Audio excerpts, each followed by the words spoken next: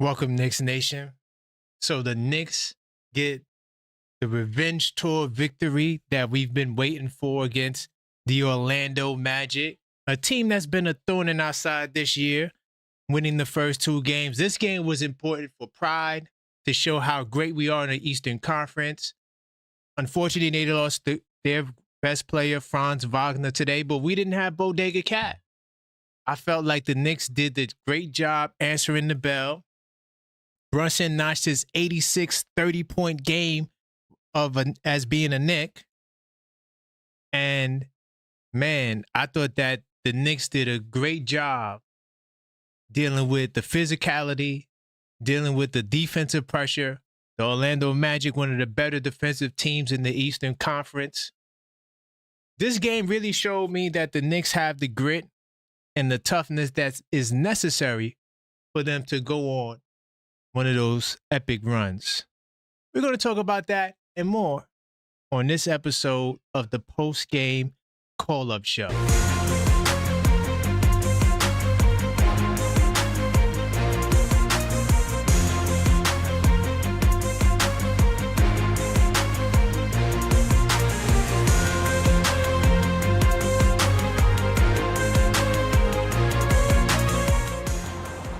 Welcome to the show. I am your host, Karan Pierre, the Objective Fan, and I'm straight out of Kings County, New York City, and you know the vibes. Hey, man, how about a win for the boys in orange and blue? Welcome to the show. This is the Knicks post-game call-up show. I want to salute to everybody in the chat early. I see you, Mellow Mike, Knicks Tape Madness Discord server channel member. JJP, I see you in the building. Maxine, I see you in the building. J-Tap Mob, what's good? Knicks Tape Madness Discord server channel member, I see you.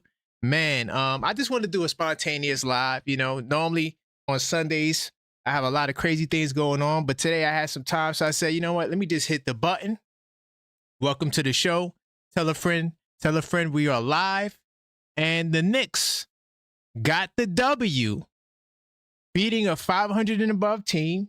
This was a great win, and I'm happy. So, you know, make sure you guys call up 646-995-8389. I'm curious to hear your opinions on this one. I mean, I was in my journal, and I wrote so much, I needed scrap paper. So salute to me out of my 82 nice journal. Definitely, get your copy on thisweekinsidetheknicks.com. But as a matter of fact, the barcode at the top right corner is for the journal. So definitely go check that out. Let me see what else is going on. J-Tap said the defense is way better without Cat.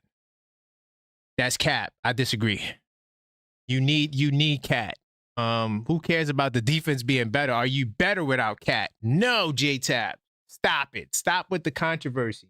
We need everyone. Did you have the same energy that game when Mitch sat out and how good we looked when Mitch didn't play? Nah, man. Let's just keep it positive. You know, let's not try to take shots at Cat.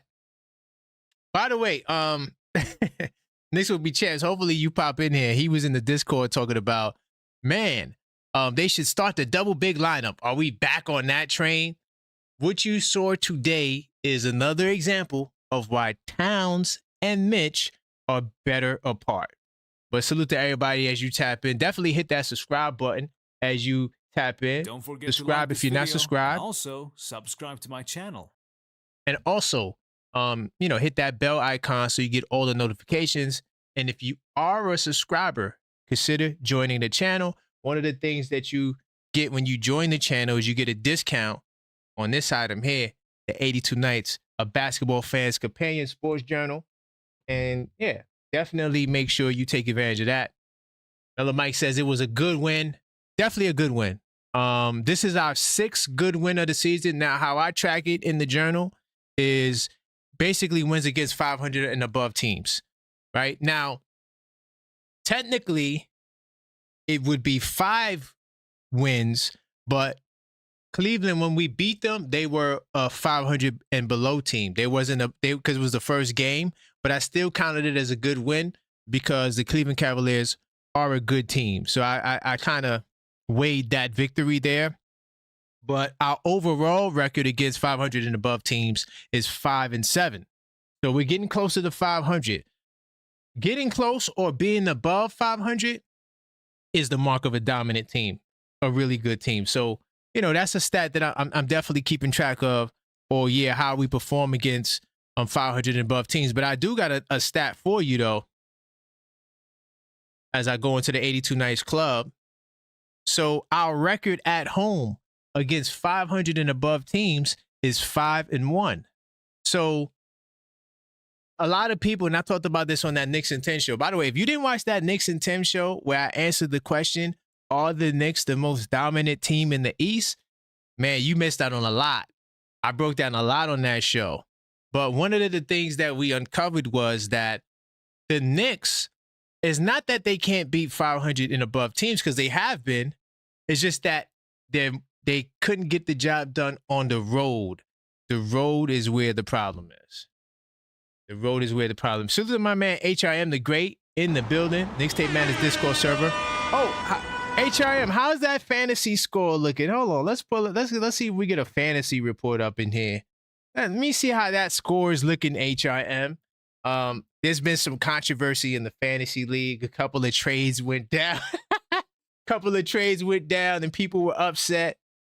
Oh yeah, so far, yeah. Okay, he's down. Brunson, my man Brunson, captain, had 41 points today. Ooh. So yeah, salute to you, HIM. How's that score looking? But yeah, we had some controversy. There was a couple of trades that took place. Started with HIM. He managed to listen to this. I'm gonna read this trade out for y'all. Y'all tell me if this trade sounds like a fair trade. So HIM, he sent out Amin Thompson, Paolo Banchero, and Tyler Hero, right? Listen to what he got in return. He got Zubac, Mobley, and Williams. Jalen Williams from OKC. Not the Jalen Williams, the backup center. He got Jalen Williams, the all-star, all-NBA defensive team. I think he also was all-NBA third team, might have. Tell me that was not a fleece. He got Mobley, Zubac, by the way, in fantasy, the centers are a valuable piece because, especially the ones that get double-doubles, they get a lot of points. So then I made a deal, right? Salute to my man Yuri. Me and him, we had a meeting of the minds, and I traded Jalen Wells and Sadiq Bey. By the way, those two guys are really good fantasy pieces. It was actually very hard for me to separate from those guys. But then I received Isaiah Hartenstein, who's hurt. He's going to be out for like a good 2 weeks. And I also received Jalen Johnson from the Atlanta Hawks. So now everybody was getting on me like, oh, how you do that trade? But I'm like, yo, did y'all just see the HRN trade? What's going on? A trade is a trade, and we all agree, okay? Nah, he said, do the poll on which one is worse. No, I'm not. HIM, I'm not going to do the poll. But I'm pretty sure that the chat they could weigh in. You know what I'm saying? Salute to Crim's dad and Quran we trust. Salute to you, Crim's dad. Hey, it's Crim's dad. I'm doing an early show. I did this show just for you, Crim's dad. But this is the post game. he says, Quran is being investigated by the league. Oh my God! Listen, man, I'm gonna tell you like this, yo. When two GMs agree on a deal, that's just how it is. There's no getting involved. I mean, look at the Luka for AD trade. I don't think no trade could ever be that bad, right? But some things about this game, as I talk about fantasy basketball, so when I saw the news that Towns wasn't going to play, I was concerned because I felt as though Towns is kind of like the X factor. Like, realistically, as good as the Magic are, none of their guys could deal with Towns. Like, Towns literally can chew those guys apart. So not having him, I was like, okay, this is going to be interesting. And then, we had to deal with Franz Wagner and Ben Caro. Now, the funny part about it is the Magic kind of become more of an outside shooting team since the last time we seen them. Like, they were taking a lot of threes. Like, I saw the game when they played against Miami. And the Magic was just like on the perimeter a lot. I'm like, yo, what the hell's going on? What happened to the downhill with not reckless abandon, but just downhill with just pure aggressiveness, trying to draw fouls and overwhelming the opposing teams with size. You didn't really see that from Orlando tonight. Franz Wagner had a couple of plays early on, but he was looking like Larry Bird, hitting a bunch of threes, and unfortunately he got hurt. I didn't get the update with him, but hopefully it's not something too crazy. The man was having an all-star caliber season. It's a shame to see him get hurt like that. I like to beat teams when they're full strength, but it is what it is. You got to deal with adversity in this league, and I feel like that's what holds the Orlando Magic back, is that they get injuries at the wrong time. When they got Paolo back, this was supposed to be the time for them to really drill and thrive, but losing him he left the game. The way he left the game, it didn't look right. So if any of you guys got the update with that, let me know. Let me see. Yuri is Nico, and Nico is... Hey, come on, man. Stop. Anybody know about McBride injury? From what we've seen, he looked okay. He finished the game. I was concerned about that. I put that in the Discord. Hold on. Let me open up my feeder to see if there's any news that came in on that. More in particular, he's being around. Okay, so here's the latest report. Miles McBride was injured in the third quarter of Sunday's win against Orlando, and he was able to get up on his own 2 feet. So McBride, he's being evaluated for a left ankle injury, and we'll get another update on Deuce's status on Monday. Okay, so that's all we got on Deuce. As far as Franz, I don't see no updates on Franz. I probably gotta go to my NBA reader. But oh, they're just saying injury. Oh, SGA ruled out with an elbow. Knicks will be champs. I think Knicks will be champs has SGA on his fantasy team. Okay. A lot of injuries, man. The injury bug going on. So yeah, that's the update on Deuce McBride. They're gonna evaluate his ankle. Hopefully it's nothing too crazy. If listen, we're so deep. If Deuce got to take time off, he could.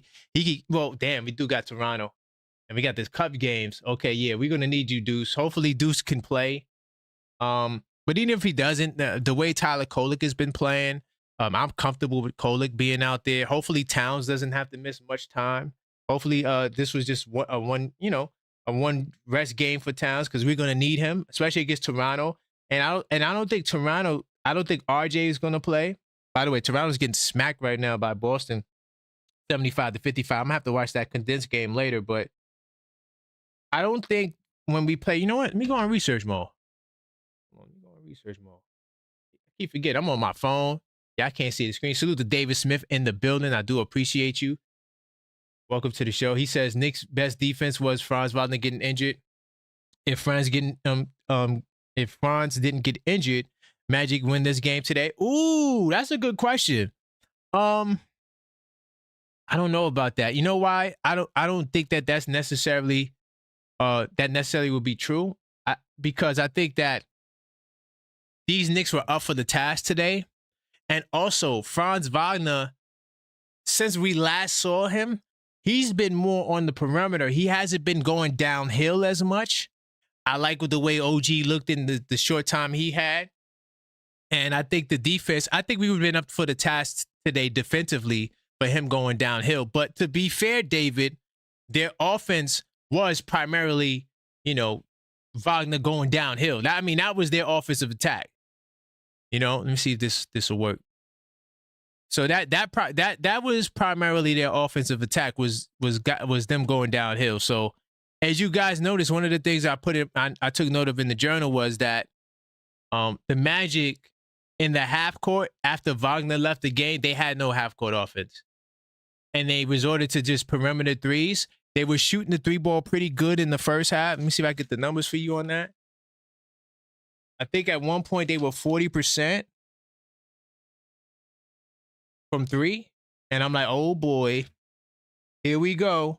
If the Orlando Magic are going to shoot the lights out, we would be in trouble. But then they cooled off. At one point in the game, they were 40%. But let me really quickly just to get like a little preview of this game against Toronto, which is a big game. Okay, so Towns is a game time decision. All right. So hopefully Towns will be ready. But RJ's out, and I'm not sure if they got Portal back. Let me just double check to see if they have Portal back. Because I'm telling you right now, Portal makes Toronto a different team. Is he back? Yeah, so Portal's back. That we're gonna need Towns, because I'm telling y'all, Portal, he's a factor, y'all. 100%. He said trade the litter box for Giannis. Crim's dad, you have to stop. You have to stop. That's not nice. That's not nice. But yeah, I love the way, the Knicks was defending the Magic this game. The Magic still even though they're not as good as they were last year, based on the numbers, they're still a really good defensive team and very physical. I would call them a bunch of hacks here, but they're a bunch of hacks that could really defend. They're not like a bunch of AJ Greens running around where they're just gonna foul the hell out of you, and then next thing you know, you got a nagging injury because these guys were playing dirty. I thought Ariel had good minutes too. Matter of fact, let me go back to the box score. I thought Ariel was very, very impressive to me. I'm not sure if it was Walt Clyde or someone or the Discord, but someone said that this might have been the best game. Oh, damn, I put the wrong game up. This might have been the best game of Ariel's career.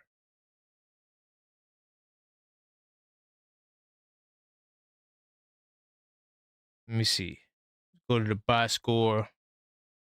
And I agree, because it's not like we could go back to last year and pull out a game, but 23 minutes, that might also be a career high for Ariel. I got to fact check that, but 23 minutes, 6.7 rebounds. The key thing to me about Ariel's performance, 4 of 4 from the free throw line, 3 blocks, and 7 rebounds I take. Because basically what he did with the 7 rebounds is help fill the void from losing Towns, who's one of the best rebounders in basketball. Here we go. Milwaukee doesn't want Cat. Listen, man, we don't know what Milwaukee wants. So, yes, I've seen people talking about they don't want Towns, but you got to understand. Remember how many teams was in the KD trade? So, if there's a trade that'll happen, it'll be for multiple players and multiple pieces. Okay? So, we do got a caller. Get this guy on the line. Hello, hello. Hello, Yuri. State your name. Well, we know it's Yuri. How's it going? Yuri. I already said your name. How's it going? Let the people know how you feeling right now, man. I'm feeling fantastic. It was gritty. It wasn't pretty, but the Knicks got the dub, and MSG were 13-1. Home dominance on home court. A signature win for your New York Knicks. Yep, 100%. You did it without Cat. You did it without Deuce. You did it without Sherman. This was a signature win. This proves we have depth on our team. Anyone on the bench can pull up no matter what the stats says. Right. We have a deep roster, folks. This was a good win today. You said it's a signature win. Technically, according to the 82 Nights Journal. Don't give it 82 nights. Oh, fine. Okay, go with the 82 nights. Hey, yours is in the mail, so you gotta respect this too. So a statement win is a road win versus a top 5 team. So technically, we don't have one of those yet. But to agree with Yuri, this is a great win. It's a great win. It's a great one for many reasons. But yeah, for most of everything you said was on the money. Listen, we have great depth. The bench, I mean, even though this is another game where they didn't get over 37.5 points, but we know that Towns was out. So when you pull the talent from the bench to the starting lineup, usually it leads into less offense, but it's not preventing us from winning games. We've been doing a fantastic job. I give you a stat. So Yeah, give the me a stat from last, the 82 night books. yeah, Jalen I'm Joshua. looking in the club. I got you. I'm looking in the club, looking in the journal right now. So in the last 7 games, right, where the bench scored under 37.5 points, which is the league average from last year, the Knicks are 6-1. So even though the bench hasn't been scoring, it hasn't deterred us from getting these W's. So we got to Right. salute the boys in orange and blue for And Mike being able Brown. to, And and Mike Mike Brown. Brown, right, to from being able to battle through the adversity, which is something that I think Orlando Dave, has the trouble with. Knicks. Yeah, but I'm saying Orlando because they got injuries. Now Franz might be out for a while, and that is going to hinder them. So the Knicks have shown no matter who's there, who's not there, don't matter. They're going to fight through adversity. I think that also may give the Knicks an edge over most of the other teams in the East. In the playoffs. In the playoffs and period, just our ability to battle through adversity, man. But I mean, listen, man, how did you feel about the defense this game? The defense, okay, this is weird. I can't say anything about the defense. We didn't have Cat, but the defense was definitely better without Cat. That's for sure. But okay, all right, we don't have to personalize it. Like Cat is the reason. I'm not trying to, but let's apparently half of Nick Nation was saying it all over us. I know. I listen. I get it. I got the Bodega Cat on the shirt. Cat, we didn't forget about you. We didn't forget about you today, Cat. But I just feel like whether Cat's there or not, the defense is definitely has been better. Like one of the things that they're doing is they're doing a great job of protecting the paint. You know, and a team like Orlando, who normally goes downhill, I know Franz Wagner got hurt. I know y'all going to say, oh, Wagner wasn't there, so that's what it was. But at the same time, you know, they still did a good job to me preventing a downhill team with football players doing stiff arms from getting a lot of easy baskets. Yeah, no, I definitely agree. The downhill was giving us a problem throughout those first 2 games. But salute to the Knicks for making the adjustment, especially once Franz Wagner was out. Right. One of the adjustments I noticed the Knicks was making, and I rewatched the highlights of it, the Knicks were pretty much, once Franz Wagner went down, they went downhill. They were going downhill. Yeah. They didn't stop. They were going straight at the Magic. They were able to draw the fouls. And, you know, I'm not going to give the refs some heck for this game because this is the Orlando Magic we're talking about here. It's all over the league. The Magic will scrap with you. They will play you physically. I think they're more physical than the Pistons. That's how physical I agree. Yeah, they're a football team. Literally, that's what they play football. They play football. Yeah, you're gonna get tackled. People gonna get hurt. That's just Orlando Magic basketball. Give the Knicks credit for dealing with that throughout the whole entire 4 quarters. They didn't complain to the refs.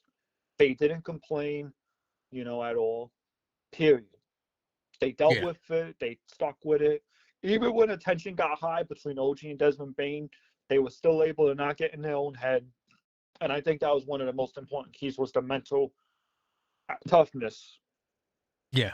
And we finally saw that on display against Orlando. Yeah. Yeah, I agree. And honestly, what did you think? What did you think about the altercation? Because I put something in the Discord. I'm not sure if you've seen it, but I was like, man, they call that an altercation. Me coming from the 90s, they were fighting. That OG gave him a love push. OG gave him a love push. Up, If you want to talk altercation. Back up Bane, but the fans let Bane have it. They booed him for the rest of the game. They booed the hell out of him. You want to talk about altercation? Go back to Chris Childs. How about that? Oh man, yeah, all of that. PJ Brown and Jeff Van Gundy holding on to the. Yeah, we seen altercations. That right there, when OG gave him the love push, like, back up, Bane. I'm like, oh, man, get out. Like, what do we... Come on, let's not make this a big deal. I'm surprised. I mean, I'm not surprised they call it tech because it is today. But, in today's NBA, that is a technical. That is a technical. I mean, he threw the ball at him. Was it malicious or was he trying to just like... Because sometimes, you know what it is, right? Like, so... If somebody's out of bounds and you're trying to force a turnover, you could throw it out. Yeah, no. Right? I don't know if that's what he was doing. I read into that play. I'm not sure if that's When someone is out of bounds, it was the same play that Deuce did back in the playoffs against Philly. what Right. JB did in Philly. When Mhm. the ball is out of bounds, when the player's out of bounds, if you have the ball and the ball is still technically in bounds and you hop off of it and you hop off of another player, that is considered still your ball, from what I'm understanding. It Okay. was Mitchell Robinson that did that when he got the offensive rebound Right. against Philly against Embiid. That's what it was. Right. Right. Right. Yeah. So I mean, they were trying to make it. Yeah. I thought that was funny. I go back It to a was day funny. when they really fought like that. But yeah, no. Yeah. Give credit to the New York Knicks, man. They this was definitely a scrappy win. Oh yeah. And It's a 6-point blowout. it's a 6-point. Don't even get me started on the last minute of that quarter. I was watching game one all over again in my head when I saw that. Coach Tibbs. Coach Tibbs. Leave them in. Leave in the starters. Don't take them out. That's all I can think about. Leave him in. Don't take him out. Don't take him out. We would be blowing up. We would be winning by 30. He still would be. Leave him in. Oh God. Funny, man. Funny stuff, yo. But Mike Brown even said it was like, okay, maybe I should not have pulled the starters out that early. Yeah, because he saw what's the brother, the coach from Orlando, Mosley. He saw him pull his guys, right? So I think Mosley was the first one to motion. So then he motioned for his guy. So Mike Brown thought that was over. Okay. Yeah, like you be respectful. Nah, ain't no respect. We see this. That's the one thing I miss. Not necessarily the fighting from back in the day, but I just miss the harsh. We don't like you. I need more. I don't like you. Is everybody so friendly? Nah, dog. I don't like you. I don't want to be friends with you. We're enemies to the very end. But we don't get that today. Today, everybody's friends, and Brunson gonna push Mosley like it's that's my man's. I love you. And give him a handshake. Nah, dude, we're in a heated battle. We might see each other in the playoffs. Like, okay, where was this Brunson at? Right. Yeah, man. I don't know, man. I just don't. That's just me. I don't like the friendliness in basketball. I'm not saying I'm not asking for guys to fight. I don't think guys need to fight. To me, that's not bad. Fighting is not basketball. I think that's what the Knicks. I think that's why people want Dante back. Because if we had Dante, it's like, oh, Dante, we throwing hands. I'm like, bro, Dante didn't do. Dante.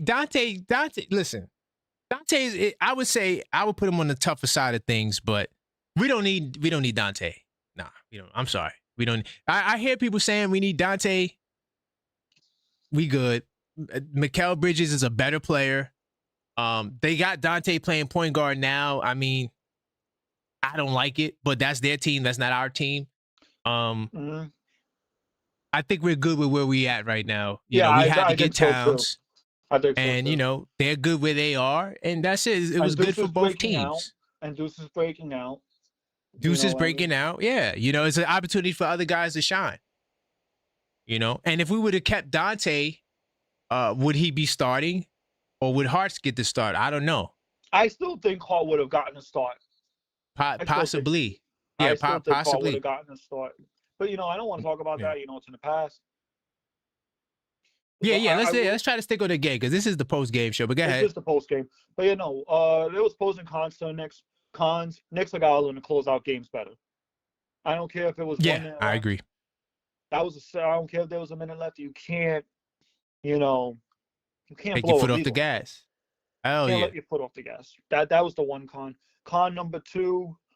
I can't really think of another con number two besides that one glaring con. That was it. I wanted my 90-point game because I think we're 3-0 in games under 100. So I wanted to get it, another win under that on that regard. The 82 Nights one, right? Yeah, you got you got to join the club. If you was a part of the 82 Nights club, you would see that. Yeah, let me look. Okay, so I'm looking at the scoreboard right now. Go get your copy now. New York won the first quarter. Yeah. Right. Orlando made a push. They won the second quarter. But Karan, they won the third quarter. Again. No, but remember, I don't care about the points. See, for me, I don't care about how many points you score in the quarter. I care about, do you have the lead going into the quarter? So when the Knicks have the lead going into the fourth quarter, they are 15-0. Forget who scored more points. It's about the Knicks do a great job of protecting that lead going into the fourth quarter. They got Right. 16 No, that's what I was wins. trying to say. That's what I was trying to Right. say. So They got 16 wins. 15 of those wins is due to them having the lead going into the fourth. So they're not losing the lead like that. It only happened one time, and that happened against. Let me see if I got the team that happened against. yeah, right here. Yeah, right here. Okay, so by the second quarter, That was it was 55-54 Orlando. They were up by 1. Okay. right. Third quarter comes around. Knicks go on a massive third quarter run. Mm-hmm. Massive. And they were able to hold the lead a majority of that time. They held the lead. They didn't let go of the lead. Then they went on another run in the third quarter to close it out. Right. The Knicks were leading the Magic by the start of the fourth quarter. The Knicks were up by 80. It was 82-73 New York Knicks. They were up by 12, I think, or 9 going into the fourth. And when the Knicks are leading by a single digit, I think the Knicks are at least, I think they got a positive record when they closed the fourth quarter. Yeah, I mean, listen, when we don't put it like this, when we don't get the lead going into the fourth quarter, we're 1-7. All right. Really? So, yeah. So when you see the Knicks don't have the lead going into the fourth, there's a good chance they're gonna lose. There's a good chance they're gonna lose because they lost pretty much mostly every other game. So, right. Yeah. So you take that how you want to take that, y'all. Right. That's really an interesting stat. That's why I love the 82-9. That's why I can't wait to get my hands on it. Oh, yeah. It's coming. It's coming in the mail. It's coming in the mail. And y'all go get y'all copy. All you got to do is scan the barcode at the top right corner. If some of y'all are in the Knicks server, I did a trade on my fantasy. I hooked up Quran with a trade. Hey, listen, we are not allowed to talk about the details of this deal because clearly, the other managers in the building are upset with the trade. But when two managers agree on a deal, the deal. All right, so Yuri, how? All right, this guy, my man Sam, hasn't been active in fantasy not one day. How in the hell you wake up and you see him making a trade with HRM and he gives him Jalen Johnson, Zubac, and Mobley from the Cleveland? How? I wake up in the morning, I'm like, wait a minute, this dude hasn't won one game. Ew. One game. And the deal is done. And then now, HRM talking about he had the throw up emoji. Come on, remember that. Oh, that was funny. Oh my God! I'm sorry, y'all. We talking about the fantasy league that we got going on. Back to the game. But yeah, we go back to the game. But yeah, no, this was a great win. Love the great win. Yes. I wouldn't call it a signature win yet. I'm hoping we can get one this Tuesday. Yes. Now this Tuesday will be our first opportunity at a signature win. Yep, 100%. And it's an NBA Cup too. And it's an NBA Cup. Yep. So this has the opportunity to be a signature win. Yes. Yes. And 100%. Guess who Boston's blowing out right now? Yeah, they blowing them out, and they got Portal there. So get this, right? Karan, I want you to understand this. When we were facing the Chicago Bulls, second game, they were on a 6-0 winning streak, whatever it was, right? Let me look up the Bulls' record, actually. Go ahead. I want y'all to keep this in mind. This is how volatile the NBA season can be. Yeah, go ahead. Finish your point. Go ahead. So the Chicago Bulls were winning 5 straight, right? Winning 5 straight. They come to the Garden, they lose. They only win one game, and they go on a massive downhill losing streak. Massive downhill losing streak, yeah. 100%. Pick up 2 more wins, lose again. Pick up a win against the Wizards. Yeah, okay, whatever. It's the fucking Wizards. Right. They go on a massive losing streak again. Right. That's how volatile this season can be sometimes. Yeah. Yeah, and also differential. This is why you can't get so hyped. Like, you gotta go look at everything in 10-game intervals because a team will start out like Chicago. Oh, they on fire, right? They started out. They were 6-4 in their first 10 games, but no, actually, the slide took place before that, like you said. That was. But this is why, if you don't even look at Chicago, this is why I don't like. All right, let me tell you what my process is, Yuri. Right? Mm-hmm. Besides the stats that I keep track of in the 82 Nights Journal, I don't look at no other stat. I don't care about who averages what. Once we get to 10 games, that's the first time I ever look at league leaders, Right. rankings, because in the first 5 games, you're going to have these teams, they're going to look incredible. But as time goes on, they're going to reveal themselves. So when we did the Knicks and 10 show, right? When the Knicks had 10 games, I took a snapshot of the standings, and the Bulls were 6-4. Guess what their differential was? So it had to be around 4 something. No, least. it was 0.8. 0.8. Plus Okay. 0.8. Less than 1 point, they were plus. And now, it is what it is. They went on a downhill decline. So in order for me to see a team is real, they got to do what Detroit's doing. But Detroit still, it hasn't shown me that they're that dominant. They're a good team. But I'm waiting to see if Detroit can pick their differential up above 7, 8. Get it to where the Knicks are. Point differential right now, actually. Mm-hmm. I'm looking at points. Detroit's point differential is 5.4. 5.4. Yeah, see, and that's middle of the road. That's okay. So the Knicks are the put it on the best screen point too. Differential team right now as it stands. In the East, In the 100%. East. They're leading. They are plus 8.3 differential. They're first in the East. Yep. Boston Celtics are second in the East. That's Boston. I'm telling you, the Boston Celtics. I'm telling y'all right now, in the playoffs, they're going to beat any other team besides the. I'm telling you. Just remember, I said it. If Boston gets in top 6 in the playoffs, they're beating any other team. I mean, they still defend at a high level. Joe Mazzulla is the best. Let me tell you right now, I think Joe Mazzulla is the best coach in the league. What he's able to do, he got Cater looking like Mutombo. Like, no exaggeration. This kid, Cater, looks like Mutombo on the inside. And we saw it against us the last game, how dominant he was in the paint. They said when Cater's on the floor, the Celtics are the best defensive team in basketball. When he's not on the floor, when he's not on the floor, they're dead last. Like, that's the impact. We said it too. It's like, even without Tatum, don't underestimate Boston. We said it. Mm-hmm. Don't underestimate Boston. They still got Jaylen Brown and a few others. I said it. Do not underestimate Boston.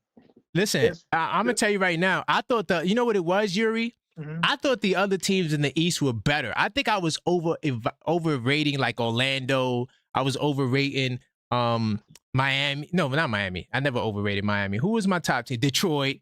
I think that I kind of Milwaukee. Like I was overrating. I think we overrated these a lot teams. of teams. That's they're not really that good. That's just what it is. We overrated a lot of teams. That's what happened. Yeah. By the way, I just want to really quick. I want to do a stat check. So actually, come on. Do you have any callers coming up? Because I've been on the phone for like a long time. No other call. Keep the calls coming. 646-995-8389. Call up. Let me know what the point is. But I just want to do a stat check. Yeah, do a stat check real quick. So my stat check is we don't got to win when we trail for the third quarter. I thought there was a win in there. There's no win. We're 0-7. There's no win. Really? There's no win. When we go into the fourth quarter and we're down, we lose every time. Okay, so when you're watching the games, look out for that score heading into the fourth. That's why I don't care about how many points is scored in the quarter. What really matters is, because you know why? Because it's hard to track that. Like, oh, if you score how much in the quarter, you got to score to win. No, it's all right. If I have a lead, am I protecting the lead? And that's when you look at whether you're trailing or leading going into the quarter. That's something that's easily to be measured, right? Matter of fact, you can't ignore these stats, man. You can't ignore these stats. You can't ignore that for a lot of reasons too.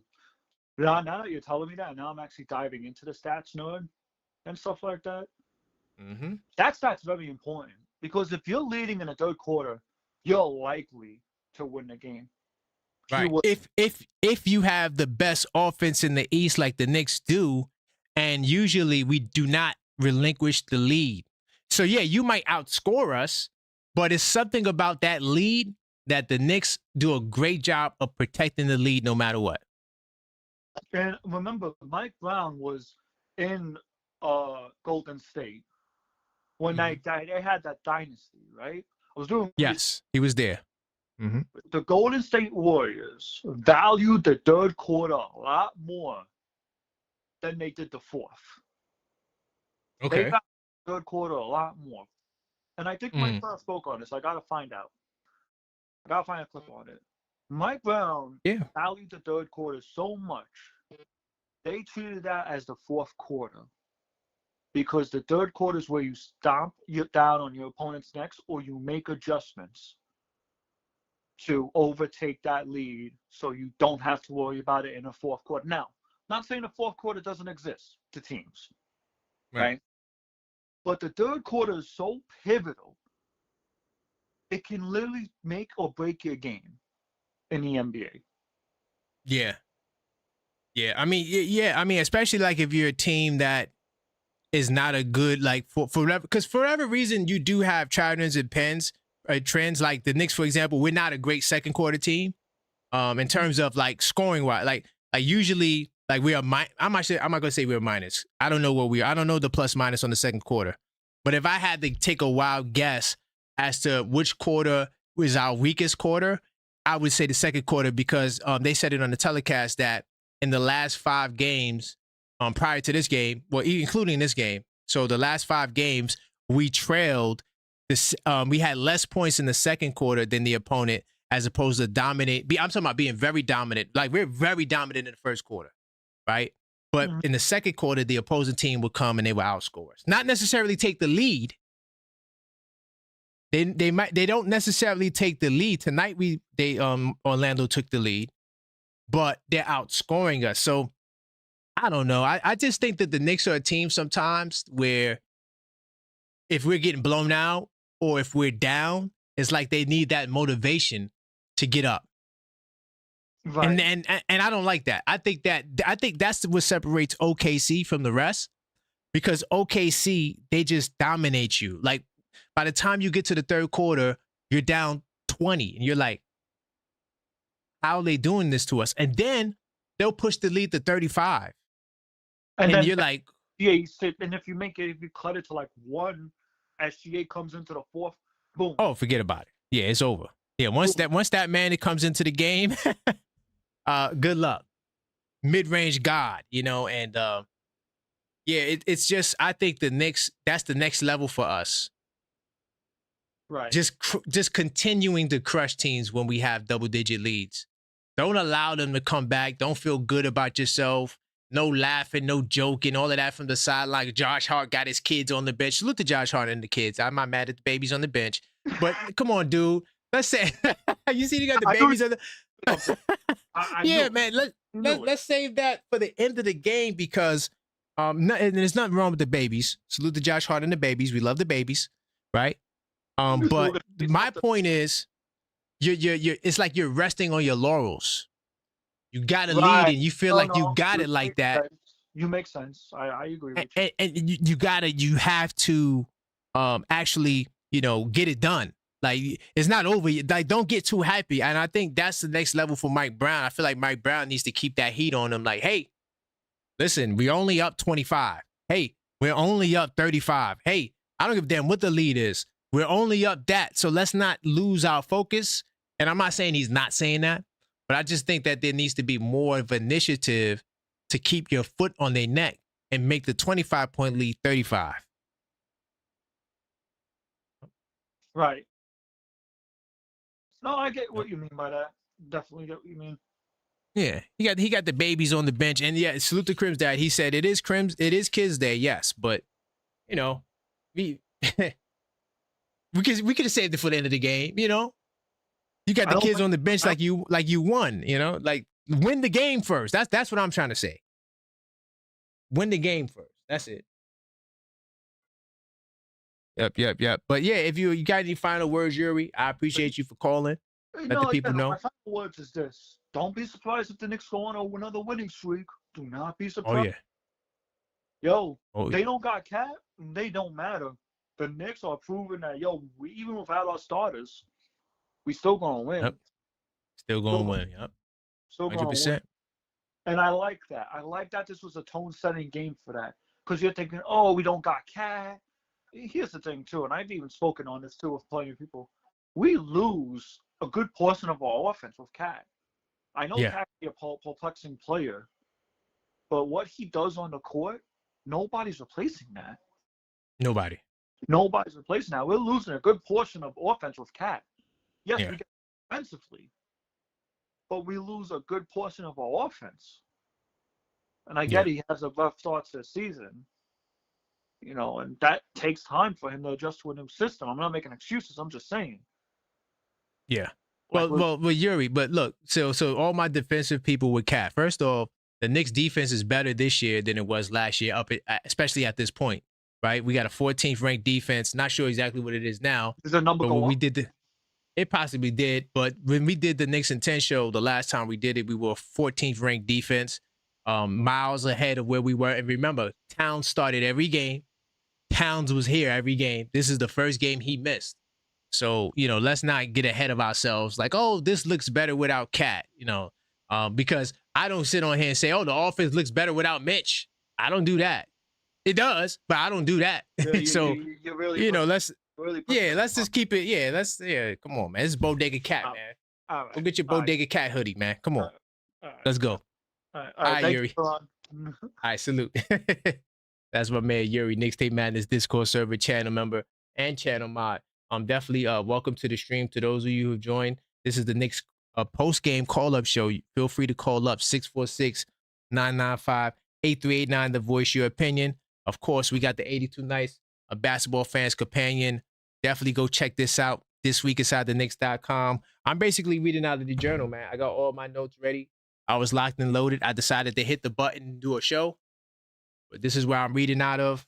And yeah, man, it's a lot. It's a lot to this game, from a technical basis. I thought that this was actually a really good basketball game. If you're a basketball purist, this will be a game you would enjoy. Maybe not offensive side. Like if you love offense, maybe this ain't the most fondest offensive game. But defensively, I thought both teams did a pretty good job of defending. I think the main difference between the Knicks and the Magic today was the fact that the Knicks were better in the half court. So when the game slows down, what are you going to do? Hello, caller. State your name, where you're calling from. Yo, what's up? D calling from Los Angeles. What's going on, Chief? Oh, okay. LA, how's it going, man? Gucci, I'm Gucci. You? Let's go, man. So talk to me, man. Are you a Knicks fan or you just, because we got Knicks fans everywhere? Come on, man. I hear it. I hear it. I just gotta confirm it. You know what I'm saying? Absolutely. A million Let's go, percent. man. You know what I mean? Yo, Of man. course. We Of everywhere, course. man. So I know you be Everywhere. do you get it? I'm not sure if you live out there, but do you Yeah, get a chance to go to the games?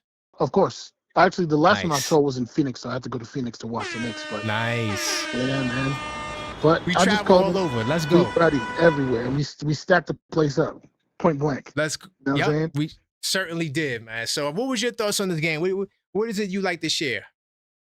What I liked about this game, and I want to reference a couple seasons ago. Okay. As I said, I live in Los Angeles, and I got to see Isaiah Hartenstein play live with the Clippers before he Oh. came to the Knicks. And my thing was always, I can't believe the Clippers let him walk. Just literally Yes. just walk to the Knicks, right? And during the Tibbs era, I felt like we could have used him even more. But a lot of times, one thing that we Knicks fans tend to do is if it's not a star name, if it's not a popular name, we kind of just dismiss it like, whatever. When I hear people say we don't have center depth, Huck Porty is not a bum. Facts. Huck Porty is not a bum. Huck Porty plays like a Facts. young Isaiah Hartenstein. The same, a little out of control sometimes, but it's Okay. the same brand of German basketball. Just they play like they're at the X Games. Just Right. you know what I'm saying? Just Yeah, I know. you know exactly what I'm talking about, right? I know exactly what I watched Exactly. Germany in the world games. Yeah, I know Exactly. exactly what you're talking about. Yep. Exactly. And what could we do? I think Yabu, we might. I don't mind if we upgrade that because he's been playing a little bit better lately. But Yeah. let's see what we got. But a lineup with Cat, Mitch, Huck, and Yabu is a respectable enough quartet of centers. Can we do better? Absolutely.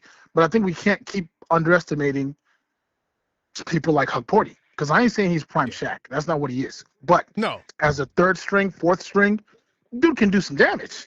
You know what I'm He saying? can hold, listen, 15 minutes, 10 to Exactly. 15 minutes. I mean, he's solid. He's not going to hurt you. He rebounds. Exactly. You know, he'll look to score on pick and roll. He shot Exactly. well from the line tonight. So, Exactly. He could do his thing. yep. You know? He could do his thing, 100%. And a lot of Orlando Yep. fans, Orlando Magic fans, if y'all listening to this, because I've already seen y'all complaining, dirty play, dirty play, dirty play. I don't know. Right. I don't know what y'all watching, but to just calm that all down, Franz is his teammate.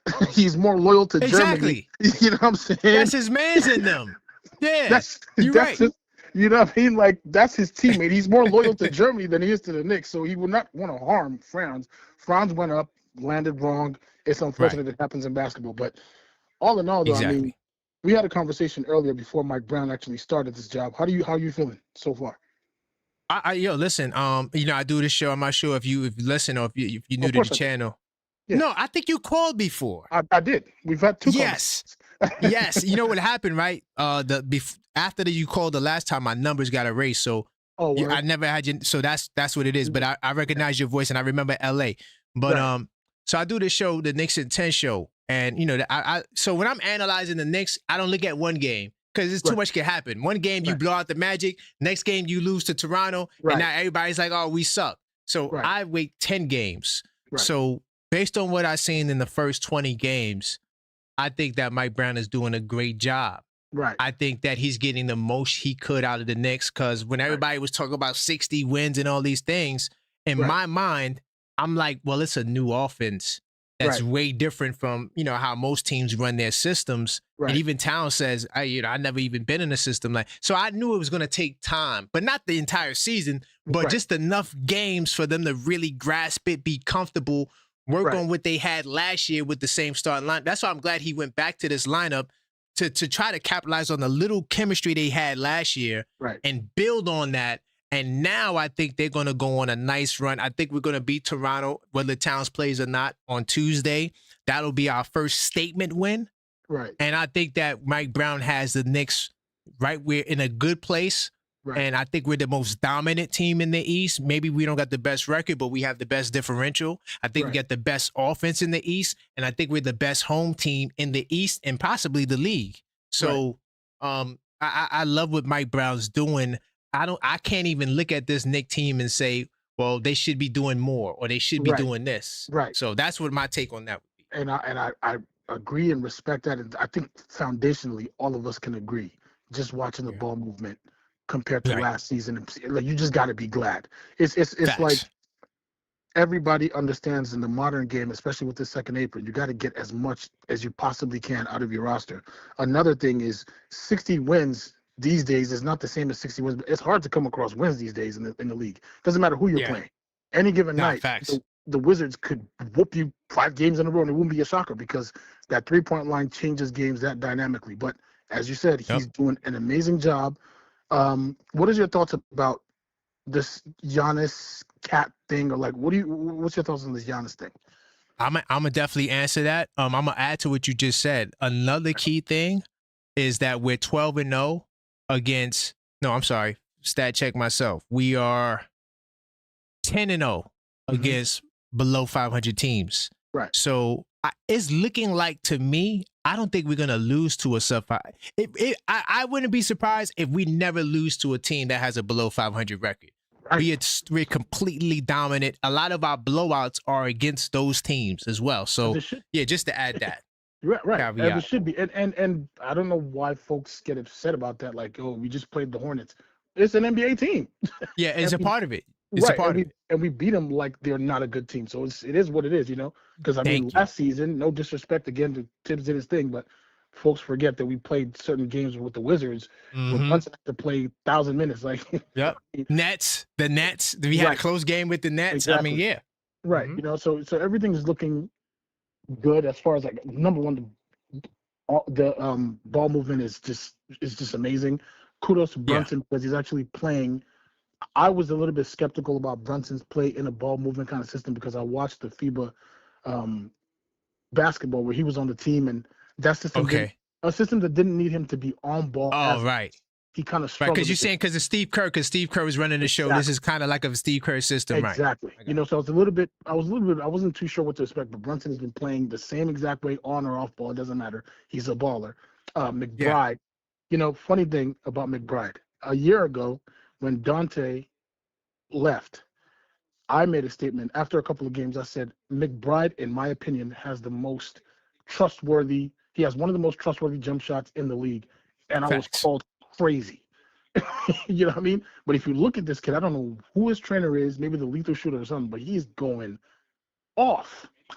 You know what it is too? Like him at the 2-guard spot a lot, right. Not having necessarily the setup offense. That's why he implements a little Kolick in there. Right. And to take the pressure off of Deuce for having to be the primary point guard. Just let him defend and let him shoot.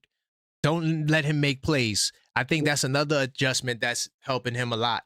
I do got a question about that though, because I know whoever is, I've always said he should fire his agent for the contract that he accepted, but it's good for us at least because it's the best contract in the league, hands down. We're just literally paying him nothing. What is the status with him as a Knick going forward? I don't know what his extension is like. I don't know what's going on with contract-wise, but do we get to keep McBride in the future? Yes. So let me explain the situation, right? So he signed the 3-year, $14 million deal. Mm-hmm. He's in the second year of that deal. So next season he will be here regardless. Gotcha. You're not going to hear no extension talks because you're going to have to pay that man. Right. So I think Leon is trying to, I think he's trying to delay it right. as long as he can, because I'm telling you right now, you're going to have to pay that man. Yes. And we're lucky that he's not up this upcoming summer, because there will be 10 teams with significant salary this summer, as opposed to only 4 this past summer. So we're lucky. Yeah, we're lucky that we got another year of Deuce, and you're not going to hear no extension talks. I'm sorry, it's not going to happen. Right. And even outside of his play on court, he's becoming that Marcus Smart type leader silently with at least the second. He's becoming that kind of guy that a franchise would want on their roster because he's a second coach. We definitely got to appreciate him while he's here, but he's doing his thing. His thing. He's like Marcus Smart with a jumper. Right. Lethal. With a lethal, So add that to it. Right. Everything's looking good though. I think for me, the conversation with Giannis. Okay. Yeah. If it is more than a direct swap between Giannis and Cat, I don't want to do it. And it's not because I want to lose Cat, right? But looking forward, Cat is $60 million per for the next 2 seasons, and under this new CBA, you got to get as much as you possibly can out of each contract, and that's a big contract. Not that he's not worth it, but if it can be Giannis in that contract, obviously everybody will say Giannis. But if it's anything other than that, all the packages I'm hearing about OG and Mikhail, like, nah, bruh. I'm not willing to kill the depth for someone like Giannis. He's amazing, don't get me wrong. Right. Yeah. I want to answer that, right? And I want to make sure I'm clear. By the way, this is the post-game call-up show, 646-995-8389. We talk about the Magic game. So I want to make sure I'm clear. Mm-hmm. Do I think that we could win with this team? I'm confident we could go to the finals, 100%. Mm-hmm.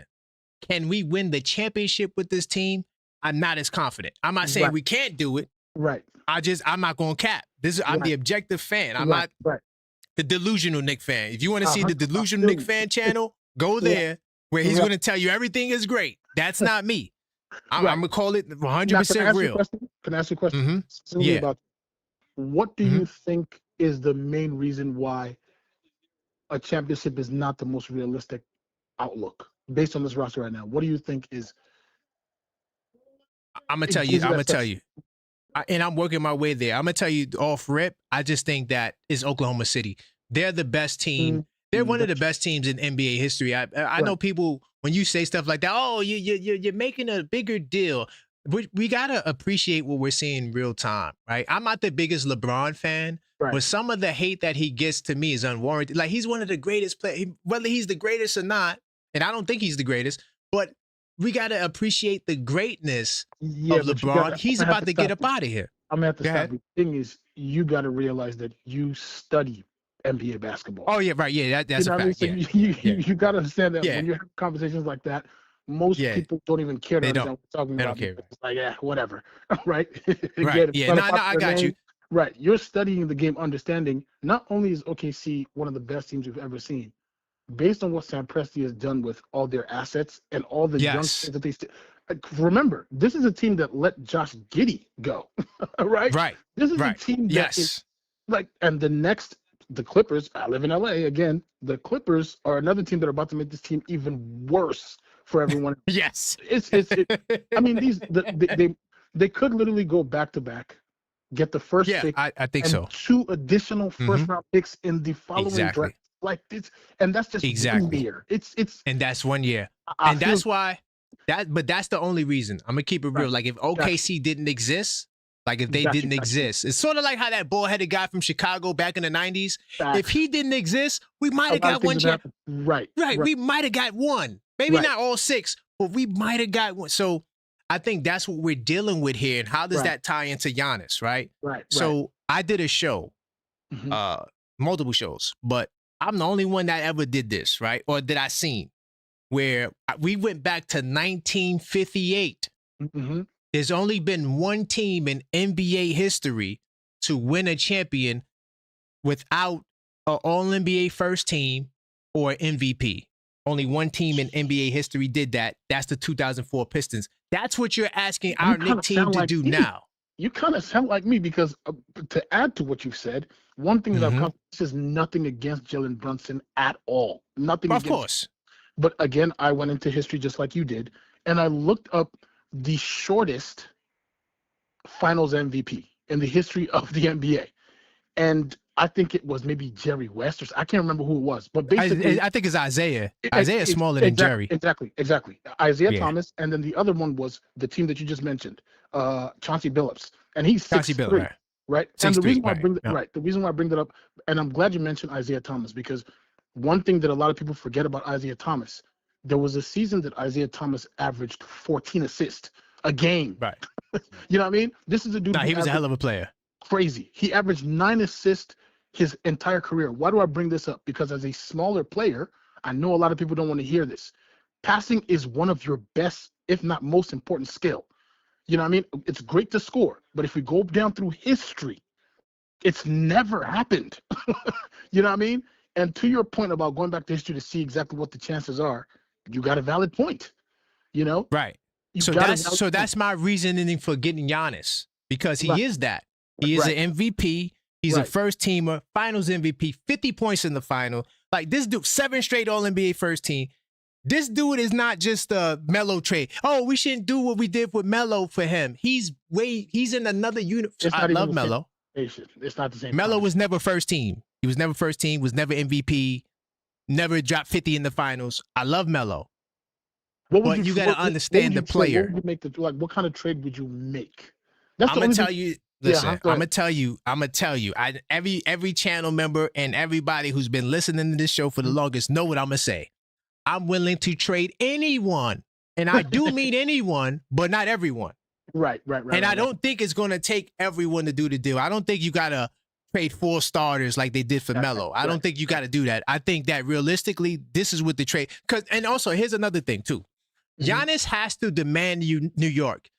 I'm not getting that from him. So if he doesn't do that, we don't get Giannis. He has to demand. He has to be like this. Listen, I'm only signing with New York. Right. So I don't want to hear Warriors. I don't want to hear Miami. I don't want to hear. Listen, it has to be that. If Giannis doesn't do that, the deal doesn't happen. Right. So like you can't be a coward about it. Say it with your chest, basically. he has to say it with his chest and demand it. So I'm not here saying that we have the best package for Giannis. The league is not about fairness. You think the Lakers had the best package for Luka? Please. Right. And think about listen to this, right? Because I was in a debate with J-Tap in the Discord server, right? To the J-Tap, that's my man. But he was saying how, the team could trade the star wherever. I said, listen, let me tell you something right now. When we're talking about superstars, right. All right, so you're not going to have too many Torontos where they were willing to sacrifice Kawhi to win the championship. But And here's another thing people remember, yeah, another go ahead. important thing, that was before the second apron era. So that's that was before the second apron era. Different, and also to add to it, they were a 59-win team. Right. They had a really good team. It wasn't like he took a Toronto team that was like this Toronto team you see now, and he came on in. No, that team was dominant. The only problem with the Toronto team was LeBron. He killed them every year. Wasn't that the year that he left? He was out of the East when they went advanced. Yeah, I think it was in 2019. Was that the year? It might have been. Yeah. Might have been. Yeah. So to add your point about OKC being this crazy dominant, in order for the Raptors to win, bodies literally have to drop. Right, that's another point, and that's it. And I don't like to go there because I like to give people their credit. I don't want to take away too much. 100%. But what you're saying is 100% facts. It's the fact. We're not going to act like it's not. Yeah, we're not going to act like that's not true. So a lot went in that way for them. Remember, and then also remember the shot against Philly. Right. Don't forget that too. So I mean, it was a lot of good fortune. It was. There you go. It was destiny. So and then remember, and here's the flip side to it as well. What happened when he left the Raptors? See, everyone wants to talk about, oh, well, you know, because he wanted to use an example of, look, we're going to trade a star without his permission. But what you're failing to realize is that when Kawhi got traded, he wasn't Giannis. Right. He was a great player, he was not Giannis. No, definitely he not. was not Giannis. He was amazing, but he's Giannis. No. That's a whole nother level. So you're not going to trade Giannis to a place where he doesn't want to go. If you think you're going to do that, oh my God, it's not going to happen. And here's another thing, though. And I mentioned this elsewhere too. Again, this goes back to those who are studying what the NBA is and not just watching it. This new second apron also kind of suppresses the value of superstars moving. So a lot of people are assuming it's going to take mountains to get Giannis, which is possible, but you can't write off the Knicks as a possibility because before the second apron, you're not getting Cat for Julius Randle. That trade was just never happening. Before the second apron, obviously the Luka trade is not happening. Before the second apron, so many trades that have happened of recent wouldn't happen prior to the second apron. So the second apron has definitely changed how teams are trading and what they're even able to trade. You know what I'm saying? Yeah, and the people with the Nico thing, right? What people are failing to realize too with Nico, there were other teams he considered like Minnesota. Why you think to the people listening? Why do you think that he didn't go to Minnesota? Right. He could easily, because they was willing. His was reported. Is it true? I don't know. But what's reported was Ant-Man for Luka. You don't think that Ant-Man is better than AD? Sheesh. I'm telling you, the reason why it did not happen is because Luka would not have re-signed in Minnesota. Right. The fact that he was going to LA, whether he agreed to the deal or not, the bottom line is I'm going to LA. Right. Okay. Okay. Trade me there. I'm upset, but I'll get over it. I get over it. Now, so that's what I it have is. for you about the Giannis thing, though, as far as my skepticism, my only reservation.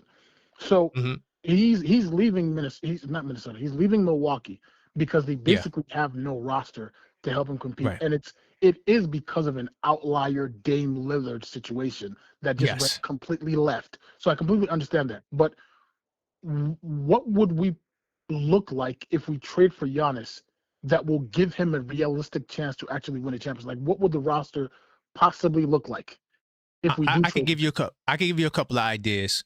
So it might have to be an OG, Mitch, Deuce kind of deal. Got you. OG, Mitch, Deuce. I still think you got a good team.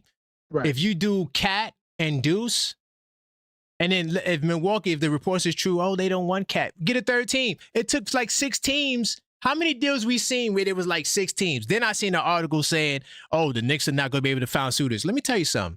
The Brooklyn Nets and the Knicks hadn't done a deal since the 80s. I swear, I don't understand what people are forgetting. Right. And they was able to get their... Listen, when the price is right, and people have people they want to move, like I guarantee when December 15 hits, you're going to see some moves. Right. You're going to see some, I'm so mad we signed them. I can't wait for the day. I'm counting down the day to the 15th. So it's a lot of that going on, and you'll be able to get other teams, whether it's picks, whether it's whatever, Listen, Leon Rose is one of the best. Right, I put Leon Rose right behind Presti. I can't front. Presti's what he's doing is incredible. But to me, Leon Rose is right behind them because you got to remember he took a franchise like New York, which was just we never got no top pick. What top picks we got besides R.J. Barrett and KP? We don't get top picks ever. Right. And he was able to get us a Brunson out of nowhere.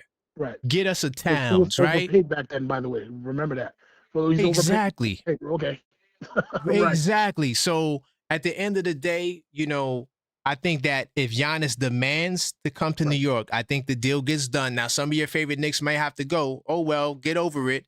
The goal is to win the championship, and I don't think the team will be gutted. I don't think that, it's going to take all of this for this to happen. Did the Lakers have to gut their team to get Luka? Right. No. And I don't hate the Mitch and OG because outside of OG's shooting, Giannis does everything they both do. So I got a question for you. Being that you in LA, right? Is AD? Would you look at AD right now and say he's better than Towns? Bro, there's a lot of people I'll pick over AD. And I swear, but he got traded for. They right. traded him for Luka. See, that's what I'm trying to. Right. I'm trying to get this in people's heads that it don't always take. Oh, you got to butcher your whole team. No. Right. Especially in this second, I can't emphasize it enough. Especially in this second apron, it's a different league now, bro. Right. It's a different league. Teams are having to be extremely careful with. Look at the Clippers. I mean, yeah, exactly. You know what I mean? Perfect example. Right. So it's you're definitely right about. It's not necessarily what people are thinking it's gonna be. Like the whole what's it called? What's the name of the center in Minnesota? Gobert. Like his trade, right? His trade is not happening in this era of second apron. Hell no. No. Hell no. Exactly. That was to me, if you name all those trades, that's something. Maybe not as bad as Luka. I think Luka is probably the worst trade in damn near the history of basketball. The person that was traded, right. Just because of the person that was traded for who, and it's no knock to AD, but come on, dude. Like AD is not. Come on, dude. Stop. I love AD, but stop. It's levels, man. But I'll let you get your final words, man. I appreciate the call, man. I'm gonna lock your number in this time. Absolutely. So I know you calling from LA, man. Right. Keep being the objective Knicks critic and fan, whatever the case may be. Keep doing it this way because a lot of people don't like hearing the facts, but the facts are the facts, and it's important for Knicks fans to tell facts and not just live in delusion. But keep doing your thing, though. Thank you, man. I appreciate that, man. Salute. I look forward to your calls, man. No doubt. Right. Salute. That was my man D out of LA. Salute to him. I remember he called up a while ago. Keep the calls coming, 646-995-8389. As we start getting more calls, I'm going to shorten the call length. But that was a good call. And, all of the anti-Giannis trade stuff, listen, y'all, it might happen. It might happen. I'm not saying that we're doomed if we don't get Giannis. I'm not a doomsday guy. I'm just going to tell you right now, you're not going to beat OKC. I don't think listen, I love the Knicks. I will root for the Knicks every day, but we're not on OKC's level. So until I feel like, we can match OKC, I'm definitely pushing for the Giannis trade because what we're trying to do has never been done before in history. And just to even add to the guard point, because it's not even just about the guard size. Like, guards usually don't win championships, This is the OG Knicks fan. Hold on, let me just tell him I'm live. Hey, Pop, I'm live on the show, all right? Yeah, hit the YouTube. You want to call up the show? You want to call up?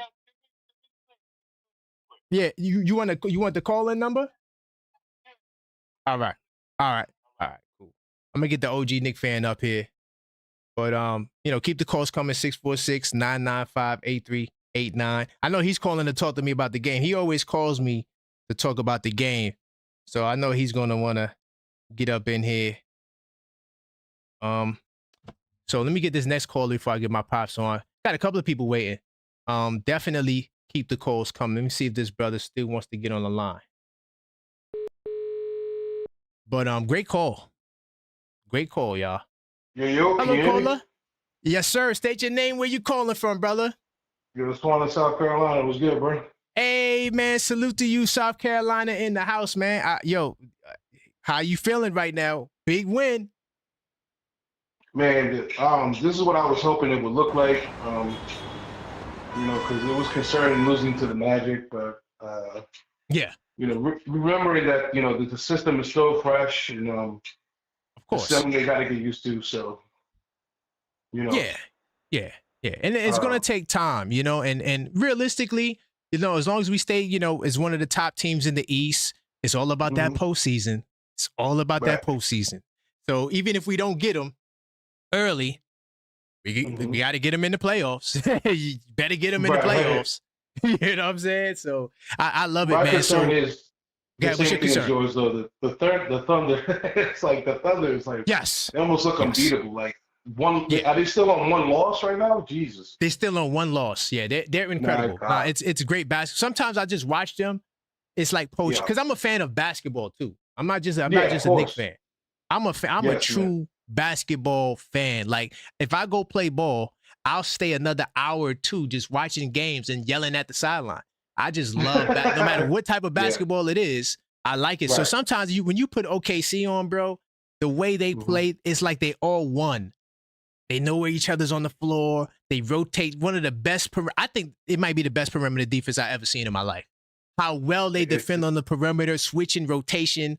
Everybody plays defense. absolutely What team in history can you say has that? Where all these guys play defense, they all shoot threes, right? They all give you what you need. Like it's right. crazy. Yeah. And I was starting to get pessimistic about getting Giannis until I heard y'all two talk. I was like, Oh, yeah, okay. yeah, yeah. I was like, wait a minute, Okay. you might be right. Knicks still might have a chance because Yeah, of there's a the way the chance. second apron works. Hmm. Bro, 100%. Listen, let me tell you something. This league is a stars league. So Absolutely. stars call shots. LeBron took it Right. to a whole nother level when he did the big three decision. Oh He yeah. gave stars another level of power they didn't have, right? They Of didn't course, they realize always they have had free it agency. until they didn't realize they Right. had it until Bron did it. Exactly. Where you got players coming together. Like, yo, Right. we want to build this team here. That didn't happen before LeBron. Like the No. Boston Celtics big three, that was Ainge and them that put that together. That wasn't the players that Right. came. No, that was it was all, every team you look at. It was Yeah. always the They manager still have to putting the okay team that though. together. I thought because I heard they still was like, "Are you good with this trade?" But it was mostly the agents doing it. Yeah, you're right. Yeah. It's always the managers and I'm talking about the general managers, the The Leon managers, Roses and yeah. those guys. Yeah, they're the Hmm. ones that archetype teams. Today, I mean, sometimes it works, sometimes it doesn't work. Like look at the Clippers. Sometimes it works, right? Where Kawhi It's too was so old. demanding. Yeah, they were too old. They're Yeah, too old. too old. But nonetheless, the bottom line is the stars made. Hmm. So Giannis has to say, "I want New York. Right. I don't want to go to Golden State." If he doesn't say that, he's not coming to the Knicks because they're going to convince him to go to a team where they can get more value back, Right. right? Or the value they want. Whether it's more value or less, it don't matter. It's the value you want. Maybe they like, oh, we want to get 4 good first round picks. We don't want, Right. good players, right? So now Right. Leon Rose has to be creative and say, okay, we're going to get this team involved, the Nets involved, and boom, boom, we're going to get a pick here, pick here, pick here. Next thing you know, now you have the package that's in the middle. So it's not just about what the Knicks can offer. It's how Leon Rose can structure the deal and make Right. everyone a win-win and happy. So I'm gonna it tell can you, if he happen. pulls this off, he's one of the greatest GMs in history. Like, In history, do you yes, know we man. never got, listen, we've never gotten a player the caliber of Patrick Ewing. I Right. love Ewing. But Giannis is in another stratosphere Another compared to stratosphere, Ewing. absolutely. So if Like he he's is able one to of get those us a people. star, mhm, He elevates his game on when it's necessary. Like he's one of those rare facts. breeds. You give And me then you somebody got getting 50 balls in the finals. How many mhm. guys got 50 balls in the finals? I'll wait. Only other person that I know when nuclear like that was Jordan. He put up, I think, like 44, MJ, 48. And, you yeah. know what I'm saying? So the guy, he's incredible. So when people say, "Oh, Yeah. I don't want what happened with Melo to happen to us," dude. Oh, First Melo off, was, come on. okay, That's not even listen, the we same love thing. I love Melo. Trust me, Yeah. Melo is one of my favorite players. Salute to Melo. I like Melo. I watch his podcast from time to time. I am not knocking Melo. I'm glad he came to New York. To me, he was a great thing to happen. But when we're talking about Giannis Antetokounmpo, you're talking Mhm. about all-star captain, most votes. Like Melo started in the all-star game. But we talking about the guy who leads in vote. We talking about the guy who everyone's talking about. We talking about the guy that's an MVP candidate Back to every back year. MVP. Not just Exactly. one So time. Back to back not MVP just and one time. Finals MVP. So you got to understand what you're talking about in the biggest market in basketball. Like this is a very big. That's why people keep talking about Giannis trade. That everywhere you look, Giannis trade, Knicks, Giannis trade, Knicks. You put those two things together, it magnetizes.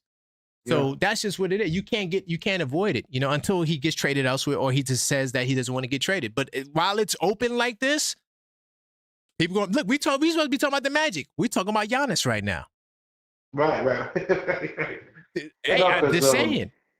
We know the magnitude of what would happen if we were able to get it. People know. Man, listen, man, I'm telling you right now, if we get Giannis, we're winning the championship. Because, see, OKC, they don't have a weakness. But the one thing, because if you guys remember that NBA Cup championship last year, not that it means the world, but it was Giannis versus the OKC. He's the only player that I seen give them fits the way he did in that game. Whereas they do everything well, but that downhill big forward, they don't really have someone to guard that. I know Caruso, they like to put him on big guys and Dort and all these guys, but they don't got the 6'9" guy that defends at that level, size like that. That's the one thing OKC don't got. They do everything like a team. Hartenstein, Chet, they good in the paint, they give good paint protection. But when it's time to guard them Paolo Bencairos, they don't got that guy that could really match them athleticism for athleticism, unless you want to count Chet as that guy. But Chet is solid, but he's more of a 5, even though he's slim like that, but they play him at power forward. So that was one thing that Giannis was able to. I remember that game like it was yesterday. I'm like, oh, snap, Giannis is exposing OKC. I can't believe this.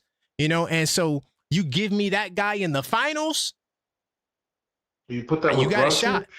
You put that with Brunson and whoever else is left, whoever survives. Man. Whoever makes it. You got Mr. Clutch and the guy who raises it. Yeah, you got.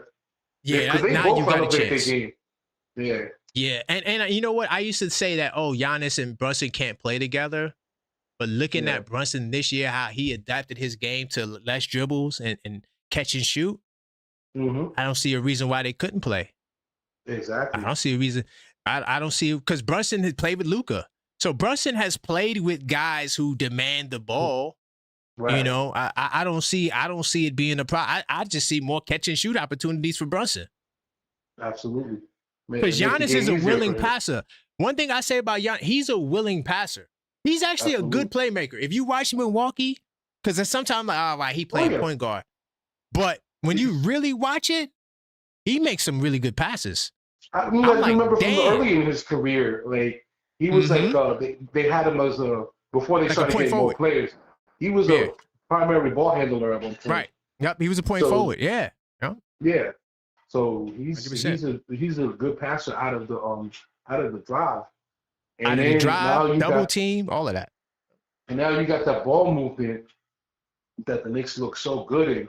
I mean, and they're almost unbeatable at home. Like that one loss at home.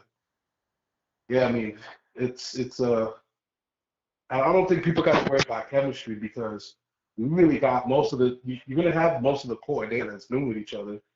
So yeah. Like I said, I told you the package. It'll be Towns and like a Deuce or somebody like that, or OG, Mitch, and then somebody. But you still have a team. It's not like you go like with the Melo trade. One thing I will say, they did trade 4 starters. I don't think those 4 starters were nice, like Timothy Mozgov. Like we acting like in that Melo trade, people acting like they gave up, Tyson Chandler and the starters they gave up were all right. But, if I had the opportunity to get Melo, I'm doing it too, because everyone says we could have waited till next year, the free agency. Listen, but somebody else might have sounds great. Yeah. And also the CBA was changing, like the brother in the last call said, like CBA, apron stuff, all of that politics come into play. So it's not as simple as, just wait till next year. Wait, yeah.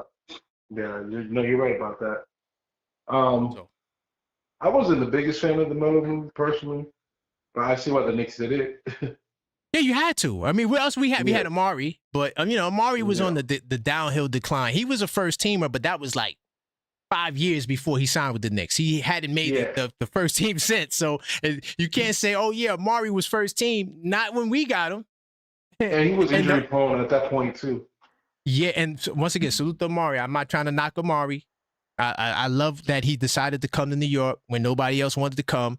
Salute to Amari. But the only reason why Amari came was because Phoenix didn't want to guarantee his contract. Right. 5 years. So because of that, he said, you know what? Let me get up out of here. Do you think that if the Knicks end up getting Giannis, that they have to still try to find like a first teamer, like you said?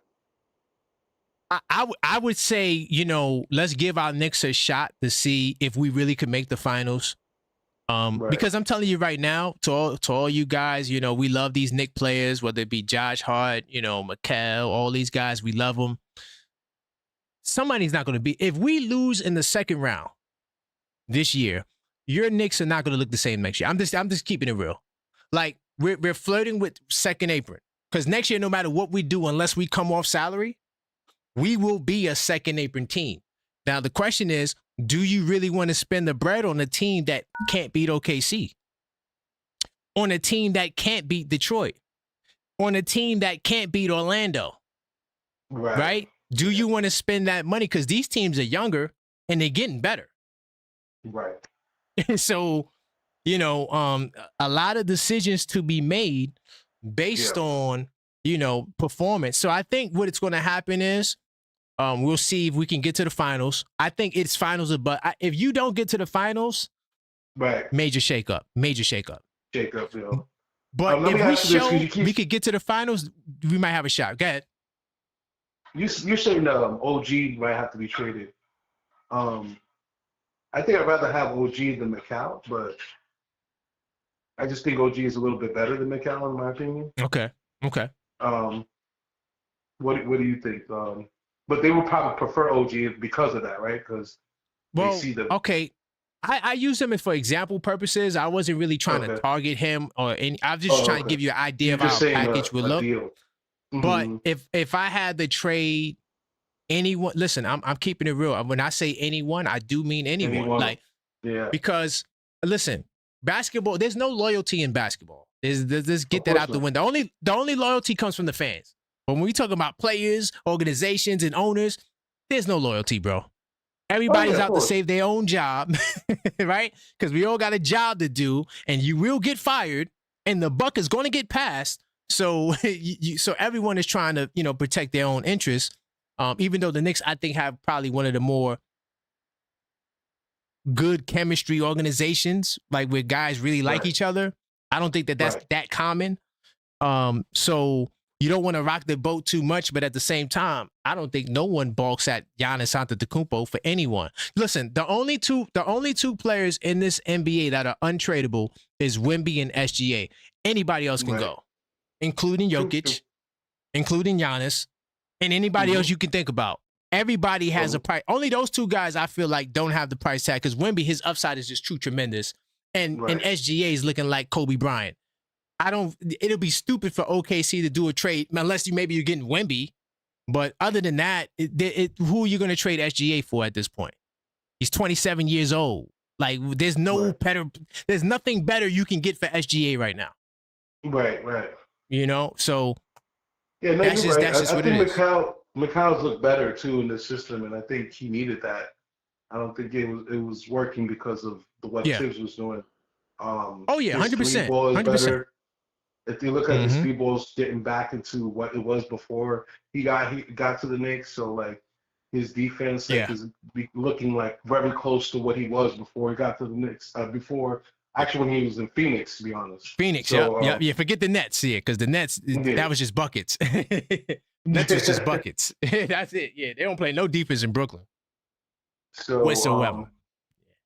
I wouldn't be mad if OG had to go. Like you said, we getting Giannis, you can't. And then Giannis, like the other caller was saying, he's got the all team defense. So yes, defensive player of the year. Don't forget that. This is DPOY. That's right. Don't forget that. Listen, man, you could add up the Knicks accolades and they're not going to reach his. So that's why I'm saying anyone, not everyone. Right. Don't get it that twisted. I'm not saying give up the whole team for one. No, them days is over. You're going to take maybe 2 starters and a good bench guy, or you're going to take our all-star, all-NBA, and then maybe another good player, and then we could throw in a Pacome Dadier with whatever little picks we could muster, get a third team involved. I mean, there's a lot that can be done. Listen, it's all about what Leon Rose is able to do creatively, you know? But anything else you want to add to about the game or anything? Oh no, yeah, I was just saying, I like the way the Knicks are looking. I'm just glad that we have a system with this ball movement, and it always just seems like when you just think the Knicks are in there, there's always one team this is gonna be better. Yeah, of course, and that's OKC right now. Yeah, OKC like, is everybody. I don't even believe in praying, but everybody put their prayers in for Giannis, man. yeah, please, 1958. I went back to 1958. You need these guys to win. 1958. You gotta get like if I hear like any NBA like popular analysts like repeat this, they have to credit the source because you're the only one. People have taken a lot from me already. I don't expect any acknowledgement. I don't expect. I see people writing. I just did a video, and then now I see an article talking about the same thing I just said in the video. I'm like, damn, it is what it is. I ain't tripping because I got a lot more. I never heard anyone bring that up or point that out until you did. I was like, what, for real? Like, that's something I never knew about. So you you really did like homework. Like you went back. I studied the game. That must have took hours to figure out. Listen, bro. Listen, when I'm telling you, like, you can ask Maxine the things that I do. I got it. Look, I'm not sure if you're looking at the screen, but I got a notebook full of notes, right? Right. That I took on this Magic game. That I took on the Magic game. Yeah. I took all these notes on the game because I when I say I study the game, like, okay, if basketball was college, my major would be the Knicks. Of course. So let me ask you this before I go. My minor would be NBA current events. But go ahead. NBA current events, absolutely. Yeah. So did you what dawned on you that made you realize that were you just like randomly looking, or did you purposely look like what does it take to win a championship? Did you have that in your mind when you were doing the research? I'm gonna tell you. Yeah. Well, one of the things that it came to my mind because in watching a lot of basketball, right? Yeah. I noticed something. Like I remember one time Charles Barkley was getting on us, right? And I was mad at the time, but it always resonated with me. He said that because this was when Boston, maybe right before they won the championship, he was like, "Look at Boston. They got nuclear weapons over there.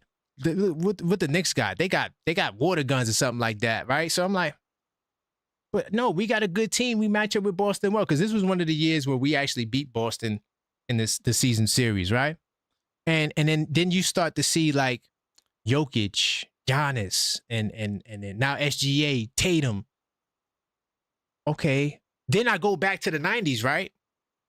And then I look and I'm like, okay, Ewing is the only, well, I'm not going to say the only, he's the last Knick we had that actually made first team as a Knick. And he got us as close as he could, right? And honestly, if the ball-headed guy wasn't there, I think Ewing would have delivered the championship, 100%, right? Yeah, absolutely. 100%, right? But all these other teams have the ball-headed guy, Chicago, Houston, San Antonio, Lake. They all got MVPs. So then I kept looking back, and I went back, and I'm like, yo, every team that won has these players. So then I'm like, yo, throughout the whole 2000s, we hadn't had one. We hadn't had one All-NBA first team. Forget MVP. Forget him. I'm talking about first team All-NBA. We got Derrick Rose at the end of his joint. We got a whole bunch of people at the end of their careers. We never had a first team as a Knick since Ewing, of course. But as I'm talking about in your prime first team. Brunson is the closest thing we have, and I felt like he did get robbed. But the fact of the matter is he's not a first teamer. He's a second teamer. Nothing wrong against Brunson, but you need these. So that's how it came up. It just was me just watching a lot, hearing a lot of people dog us. Why are they dogging us? Oh, you need stars to win in this league. So all of that, and then I just looked at it because another thing too, really quick, and I'm gonna let you go.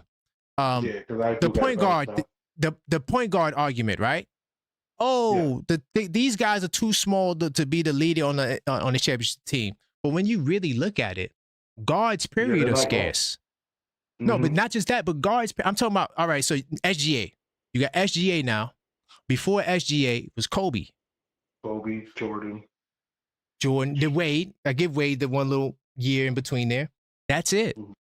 Everybody else that led their team to championships, they're all big guys, forwards and centers. Forwards and centers are the ones that dominated going back. Right. So, and you could go back as far as you want. The further back you go, you're only going to see Bill Russell, Wilt Chamberlain, Bill Walton. Those are the guys that won the championship for those teams, for the most part. Then you get a little bit of, who's the brother that won it in Seattle? He was a guard. There's a few instances where there was guards that won championships, but the point that I'm saying is not just small guards. Yeah, but I'm just saying when we talk about when you're trying to like discount Jalen Brunson, because that's a lot of times that's what it is to try to say that Brunson is not good enough to do it. But it's just not small guards. It's also big guards.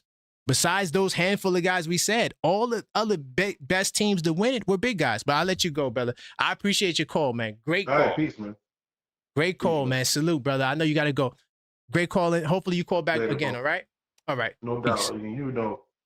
Yes, yeah, I know. I do, man. Salute, man. That was my man, Juan. Let me see if I get the OG Knick fan on here.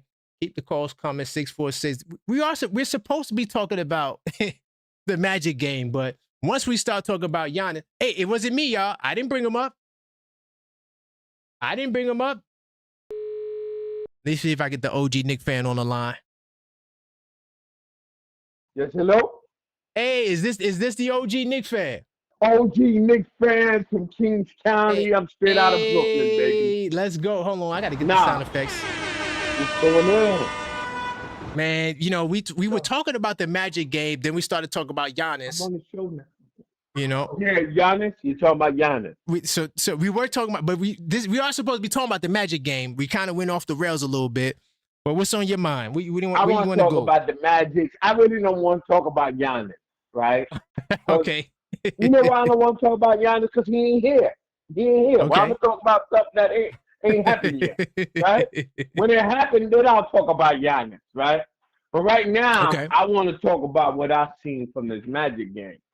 All right, let's go. I see growth, and this is the growth I've seen under Mike Brown. Bringing in Ariel Porty looks absolutely like a professional. Ariel Porty's going to grow.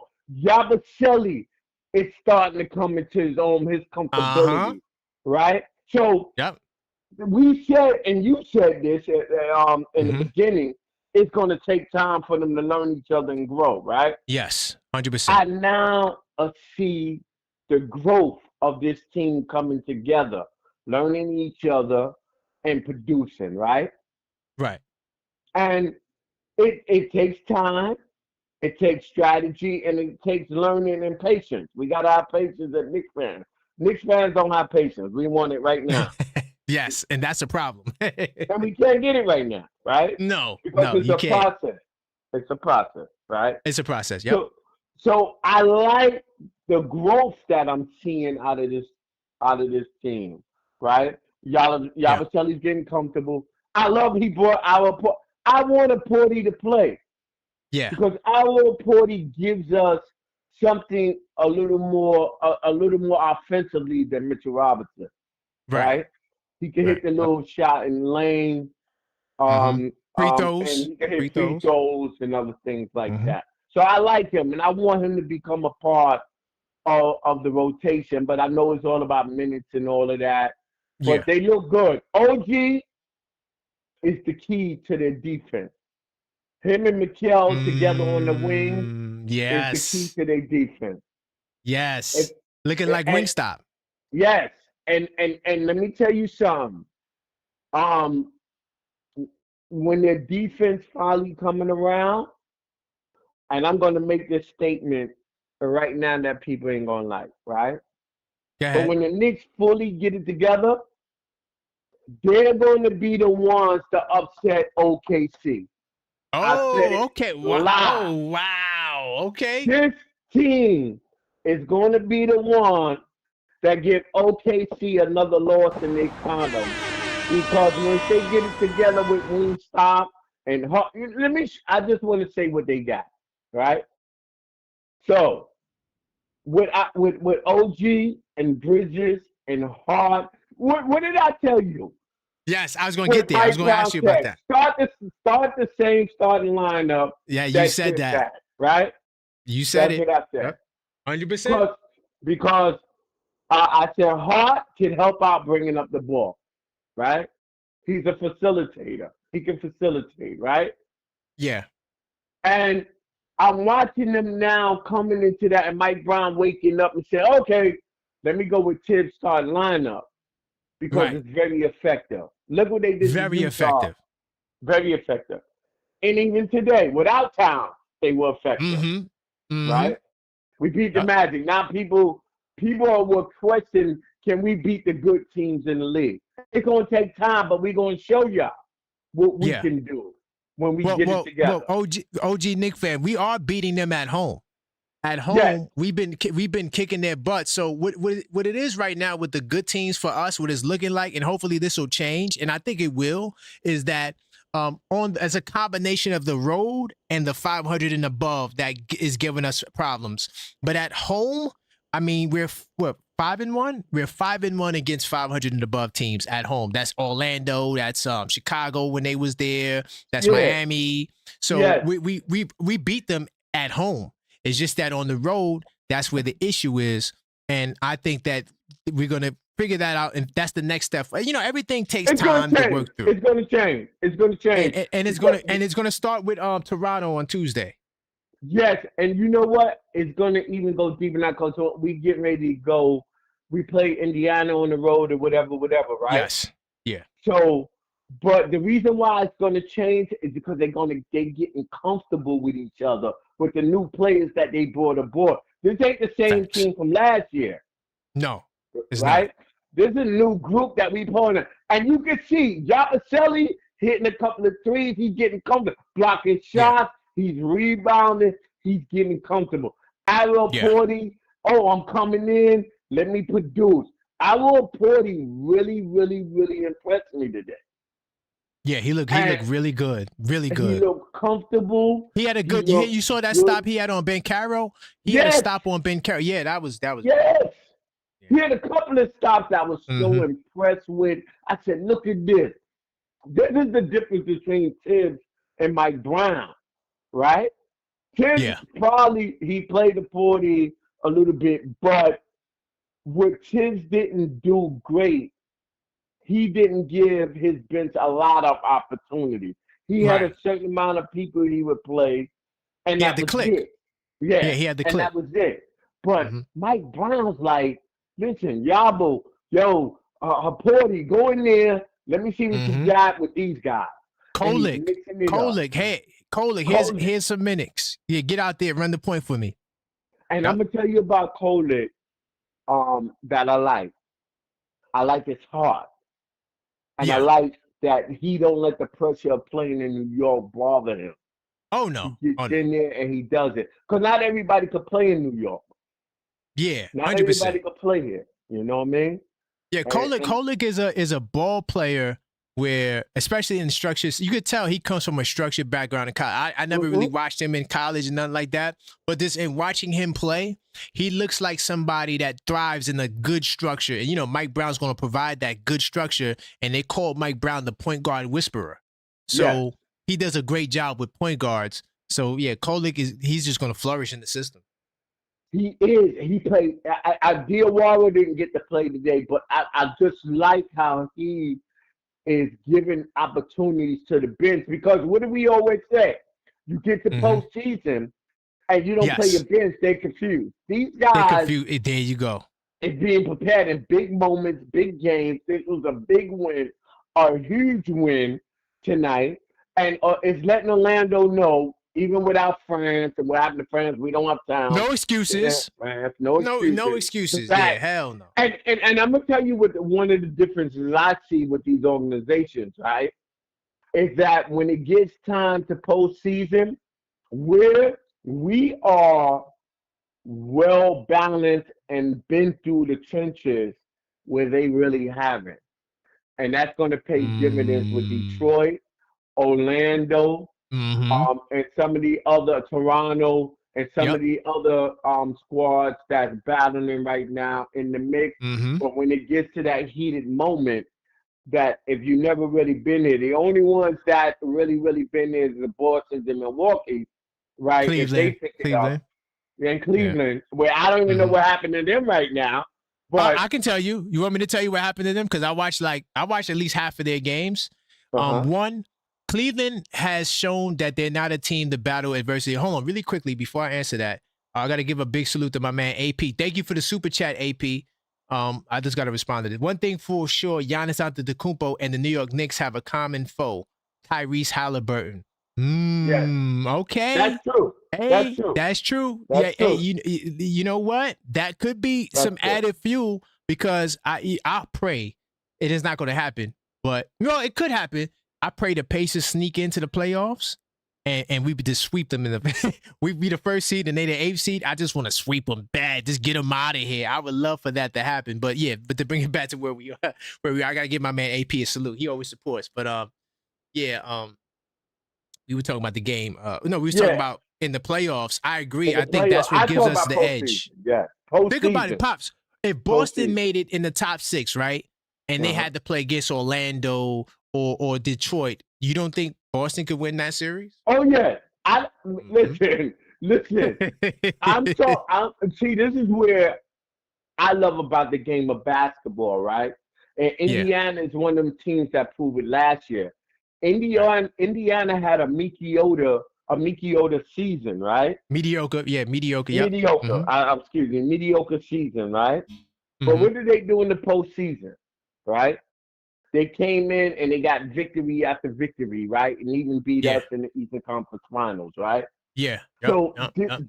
this is what I love about the game of basketball in all sports is that you can do that, and then when you get to the end stretches and it Yep. comes Yep. down to it, and you become dominant at that time, you could beat anybody, and that's why I'm saying about Facts. OKC. Yeah. OKC right now is dominating everything. I've seen it in the New England Mm-hmm. Patriots, right, where they Mm-hmm. Oh yeah. dominate, they went 17 and whatever, and And the lost Giants to got who? him. That's right. So Oh God. you know what happens when you become dominant like that? You get lax, right? Facts. And then somebody comes in as an underdog and beats you. That's the beauty of sport. And that's what I love about sport. You can be beat even if you dominate in everything, but at the end games, you can be beat, right? Yeah. Because Yeah. you took That's teams facts. lightly and you lost your confidence and you just got lax. Because you get bored. It gets boring to win after win after win with no competition. It becomes Right. boring, right? Oh, Right. we can Yeah. beat Yeah. anybody. I'm bored Right. now. We can beat it. I play mediocre. But guess Right. what? Yeah. You got teams that's out there studying you, how to beat you when you become most vulnerable. And that's through Yeah. injuries and whatever the game brings. But it's a strategy, this game of basketball. And I love it. It's funny I you love said that, right? Because I just pulled up on the screen when Portland actually, they're the only team to beat Oklahoma. And Yeah. that's probably what happened that night, even though Portland at the time had a good record. But that's probably what happened. And also, too, to add to what you're saying, Oklahoma City went to 7 games with the Pacers and 7 games with the Nuggets. So it wasn't like they just ran through everyone in the playoffs. They had them 2 7-game series. So anything's possible. Salute to my man BS10258 in the chat. He said, he thinks the Knicks can beat OKC in the 7-game series. Now, if I could Me just, too. I'm not saying that look, I'm going to pick the Knicks. Y'all know I do my 7 reasons. I always pick the Knicks. But I'm not going to cap and act like we be the favorites. I'm not going to act like, oh, yeah, we just going to win because, yeah, we the Knicks. Nah, I would say OKC's the favorite, but it's not like it's out of this world for us to win. you know, because OKC has shown me a couple of vulnerabilities. And we were talking about Cleveland. The reason why Yeah. Cleveland fell off is because they have shown me in the last 3 years they cannot battle through adversity. This year they had a lot of injuries that they didn't have last year when they started the season. Allen played the whole year, didn't get hurt. Right. Allen's been out for a while, so they're not a team that can thrive or that has proven that they would thrive in the scenarios where guys are out. Strus didn't play all year yet, right? Hunter in and out the lineup. Garland still dealing with his toe. So they haven't shown us that when they guys get injured and out that they can still win, because that's their excuse last year. Oh, we lost because Garland didn't play. And listen, nobody gives no passes with injury excuse. That's why I don't care about injury excuse no more, because when the Knicks had our injury excuse, no one gave us a pass. No one didn't give a damn that Randall sprained his dislocated his shoulder, and that's why we might have lost to Philadelphia and guys were hurt. Nobody cares about that. They only care about the end result. So if you're not prepared and you're not 100% and you're not ready to go, that's on you. That's right. But in this league, especially this season, you got to be able to win no matter who's there. You got to persevere. Right. You have to. And Cleveland hasn't shown us that they can do that. And you know, that's one of the problems with them that I see. And even when it came to the postseason, like they didn't publicly say it, but it was the injury status is why they felt they lost, right? But one thing I see wrong with Cleveland is I don't think they have the mental toughness, right, to beat OKC in the 7 games like the Knicks have the mental tough. The reason why I say that is, right, when you look at the Knicks with their playoff history, even with Randall and all of them guys there, one thing they learned under their coaching staff with Tom Thibodeau is you have to have mental toughness. Right? And you have to be mentally tough, prepared to go to battle in the postseason. And I look at teams around the league at their mental toughness when it comes to pressure situations, right? When you're put into this battle, right? And I'm talking about teams like Orlando. Right? I'm not going to mention them. I will mention Miami to an extent because they still have a couple of players there that was battle tested. They battle tested. Miami's battle tested. Yes, I would say so. And Boston is battle tested. Boston definitely battle tested. 100%. Yeah. And when I look at these teams in the East, right, where people say, "Oh, look at Toronto, look at Detroit." No, Detroit had one battle. One battle. And one battle. And lost. One battle. And people want to tell me, I had an argument with a dude, right? I had a discussion with a dude. He said, "Oh, we got the best record in the East." I said, "Oh, you battle tested?" "Yeah, we went to this series with the Knicks." I said, "Oh, you battle tested? What playoff history you have before last year that shows me with the same unit you were battle tested?" And he couldn't tell me, right? He can't tell you because there's no answer. And also, okay, you got the best record in the East for now because we catching up to you. But do you have the best differential in the Eastern Conference? No. And why is that? Because a lot of people feel like Detroit had an easy ride. They did. I don't even like to throw that up there because I give them their credit, but a lot of people are like, "Yo, look at who you beat." But why your differential ain't 10? Like the way Cleveland was last year. Why your differential ain't where the Knicks is at 8? Yeah. How many teams over 500 have they played? Man, everybody has an injury at this point. No, I don't think nobody. Injury. I'm talking about how many teams with winning records have Detroit beat at this time. And I know you could fact. I don't know. I can't. I'm not gonna be able to do that off the fly. But I'm gonna say this: a lot of the teams they beat had key injuries to like key guys, and they had a lot of soft touches. But my thing is, they're not dominant against those teams. Like we dominate. We blowing teams out, dog. We put up Yeah. 40-point court. Like we are the most dominant team in the Eastern Conference, and I could debate anyone on that. If you disagree, like we may not have the best record right now, but we are the most dominant team. Like we clearly beat teams. We don't just win by one, and we got to go to overtime. We got no overtime games this year. None. Right. We don't. We crushing teams. So Detroit, for them to have such a favorable schedule, they're not as dominant.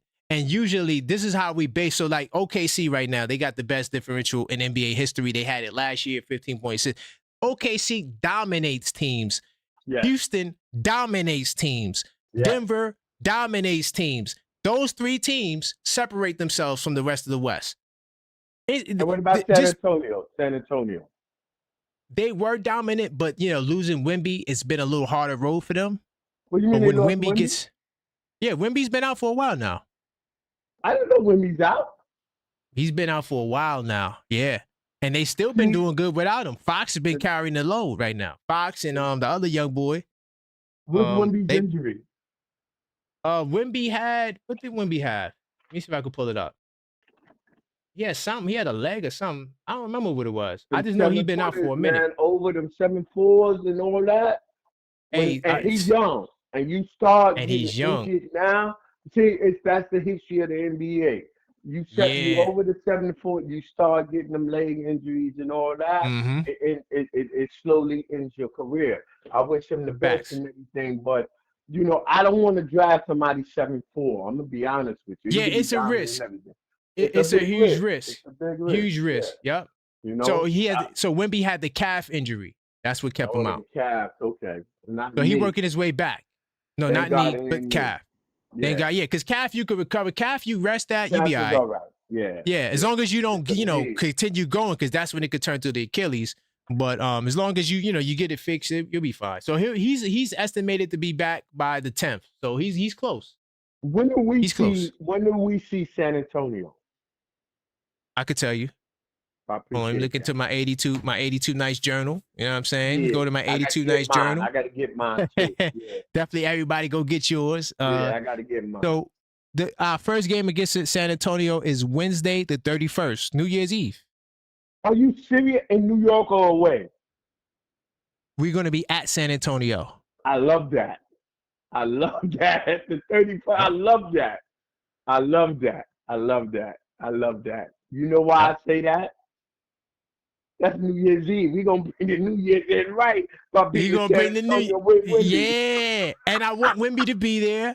I want Fox to be there. I want Castle. Yeah. He's also out too. Castle's been out. He's on my fantasy team. I want them to have their whole squad. So there's no excuses when we beat them. Me too. That's the energy. What? I want the NBA to address these injuries, right? And yeah. Walcott Frazier made a comment about these guys need to do yoga or whatever, right? And I think he might be on to something. I think that these guys is not getting the right. I'm not saying all of them. The teams are not doing it, but they have to do something to research why players are getting injured as much as they are today. Because in my day, like, there's a lot of these injuries today we didn't hear about back in the day, right? Right. Yep. And guys got injured, but not at this rate like back then. I don't know if guys was drinking their milks back then more than these guys. You know what I mean? But I don't know. It's something into it that needs to be looked around all the sports with these injuries. How these guys are getting injured so easily. Than back then, and I would like to know the answer to that. But I didn't even know Towns wasn't playing tonight today. Yeah, he didn't play. Yeah, why he didn't play? I think he also dealing with a calf. I think. Wow. Let me just fact check myself. But I'm gonna tell you something. Yeah, he also is dealing with a calf. A Porty needs to be. I know you can't play everybody. And when Mitch can't play, Porty needs to play, B. Porty was very impressive in this Magic win, and I think he can help this Knicks team going further. We talk about trade for this and trade for that. The Right. only Right. trade right now we really, really need is a point guard, a backup point guard. And do we really, really need it? I would say I don't. yes. I Why? would Why? say Why yes. we need a point? I think we got enough at the one spot. I see the reason why I say that is Tyler Coley going to be battle tested for the postseason to go up against these teams? I mean, he's right now the guy coming off the bench running the point. So do we want to ride with with Tyler Coley? I don't mind because I think he's getting his time and experience by coming into these games and producing. And I like what I see out of him. And I wish Tom Thibodeau would have played him last year, right? He would be more polished this year. But we didn't get that, right? And this Right. is what I like the difference between Thibodeau and Mike Brown is that he's throwing these guys out there in the fire. In this Magic game, he threw them out there. In other games, he's throwing them out there, right? Right. So he's giving them opportunities to get NBA tested, NBA ready. Because why you need that for the postseason? What if somebody go down?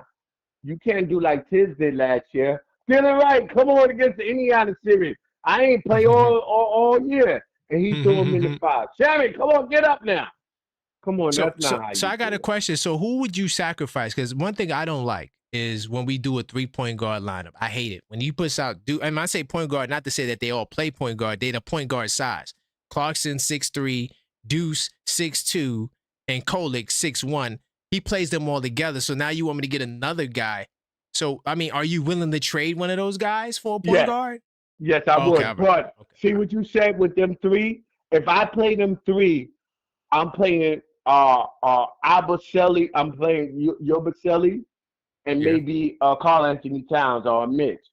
I'm gonna give Yeah. two bigs out there with them three. That's the only way I would do it, right? I hate that lineup. Every time we do it, the other team goes on the run. I'm like, yo, Yes, you're you right. got to put size out there. You Like do. I get it. We love all these guys. They 6'3", they're phenomenal. But come on, dude. Like you got to put you got Yabu on it. Yabu played 11 minutes. I Yabu don't could have like got that. more time. He I could don't have got like more that. time. You know Yabu why? needs to Yeah, play like more minutes. He I needs just to don't play like the more 3-point. minutes. I listen. I know he has to give Clarkson his minutes, but look, if he don't got it tonight, he got to sacrifice his time. Keep the Yes. size on the floor because you play better with size. It just everything works better. Now, I agree with that. if you want to trade Jose Alvarado, do you like Alvarado? He's a point guard because he's I a love name that that keeps guy. getting thrown. He from New York. He from this his hometown. I Yeah, he like from that cat Uptown. right there. He come Who here and go who crazy on you. Big he go yo, crazy. He play I'm defense and telling you. everything. Yeah, yeah. I like Who are you willing to give up though? Pacome Dottier because he don't play. No, see, you got to give up one of them guards. You can't. So you're gonna have Alvarado with Clarkson, Deuce, and Kolek? Nah, you got to give No, up. no, You got to give up no, guards. no. Kolik ain't playing if you get Alvarado. Kolik ain't playing. So you have to give up. You have to give up Kolik, right? Right. For me, You got to give for up one me, of them. what's going on with Pacome Dottier? He's in Come the on. G League. Yeah, but why? Why is Diawara here and Pacome Dottier is down there? I'm not understanding it. That's a good one. I'm not understanding it. I mean, I understand it, but like you would think he got a year experience. He's 6'9". He can shoot the 3 ball. We don't got that really in our rotation. Keep him and send Diawara down. I get it, Right. but that's just the way the ball bounces. I'm gonna be going to Westchester this Wednesday with my man Mellow Mike.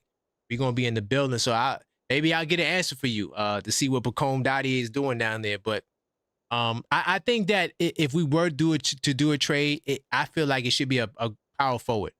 Somebody, because if Yabu's not the guy, get somebody who's a real power forward that can back up OG and take the pressure off of OG. That's what I would do. But I don't know. I don't know what Leon Rose is going to do. I think he's going to do something. I just don't know what it is at this point. I think Yabusele is that guy. I just don't think he's been getting the opportunity to show what he Right. can do. And I I agree. watch him. He's growing and he's getting comfortable. He's coming to a new team. right? Yeah. And he's trying to adjust to their ways. He needs time. So we all said, what, 20, 30 games to Yeah. give them to adjust? If you watched him today, he's He looking looked more good. comfortable. Last every game, he's looking more. He's hitting threes. He know where he needs to be. He's blocking shots. He's Yeah, doing so. he's good I'm not inside trading defensively. I'm not trading Yabusele I because think he could come back to bite you. I'm telling you, you said that, yo, come on, I listened to your show. And Yeah, you he come said back to that bite you. time after time. I'm not trading that guy because that guy, him and the Porty showed me today, right? You don't give them away, right?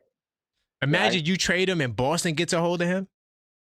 You can't for cheap. Imagine if Listen, you trade. you can't do that. You can't let Arbaceli stay there.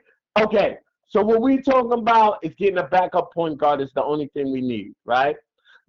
Yabusele is the power forward that we need to back up OG, right? And Ariel Porty is the guy to back up Mitch, right? And if Mitch Okay. can't go, you bring they got the elements they need right there, right Yeah, now. the center spot we good. Small forward, shooting guard we good. Well, unless I could see getting I like a Herb Yabusele. Jones. I No, could see I getting like a better two Yabusele. Let me guard. tell you something. Yabusele, if he's coming into form. Let me tell you. When Yabusele gets real comfortable, he's going to be that is your power forward replacement. And I'm gonna tell Okay, you something. You I could play respect a it. double. You could play a couple of double big lineups because you could bring Ariel Porty in to play with Towns or Mitch if you needed to do that to match up for size, right? Yeah. And you can battle because Ariel Porty showed me, right? He's gonna block shot, rebound, and he'll get you that little 10 foot or whatever. Like Trevor Yep. said, you need a center to go in there and shoot that little jump. Ariel Porty there, and he can hit free throws, right? So why are Mm, we looking to get somebody else when we got him right there on the bench? Everybody we that's need facts. is right there on the bench. And if Nah, we that's I mean. don't get, and Karan, you know how I feel. If we Mhm. don't get Giannis, the next best thing for us is Miles Turner. Go make that Oh trade yeah, happen. we talked about that. Oh my good, yo, Miles We Turner talked about with that last year, Towns. remember? We was talking about that last year. Listen, Yeah. Miles Turner Go with get Miles Towns. Turner.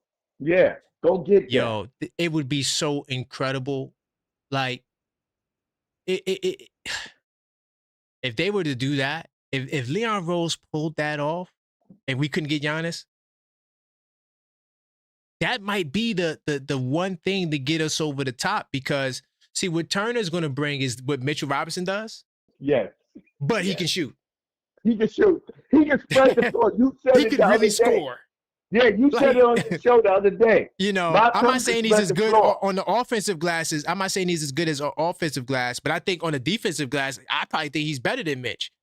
But so Yes. yeah, Mitch is the best on the offensive glass. We give Yes. Mitch that, but everything else, yeah, he does that and more. Yes, yes. And you He's said that, I incredible. heard you say that the other day on one of your shows, right? Yeah. And you were talking about the Miles Turner thing. And I said, damn, me and you talked about that last year. Remember I was telling you? I said, yo, that's Because the look at it. cat they need to But, put next to cat. but Pop, look at it, right? Like the dribble handoff. You don't really see Mitch doing the dribble handoff like that. No. Miles Turner, dribble handoff God. Yeah. Towns, dribble Yeah. handoff. You see how good Yeah. town. Yeah. They Your would offense compliment will each other. become Yeah. the offense would be so much better. And with So, good defense. so that's why I'm not talking about Giannis.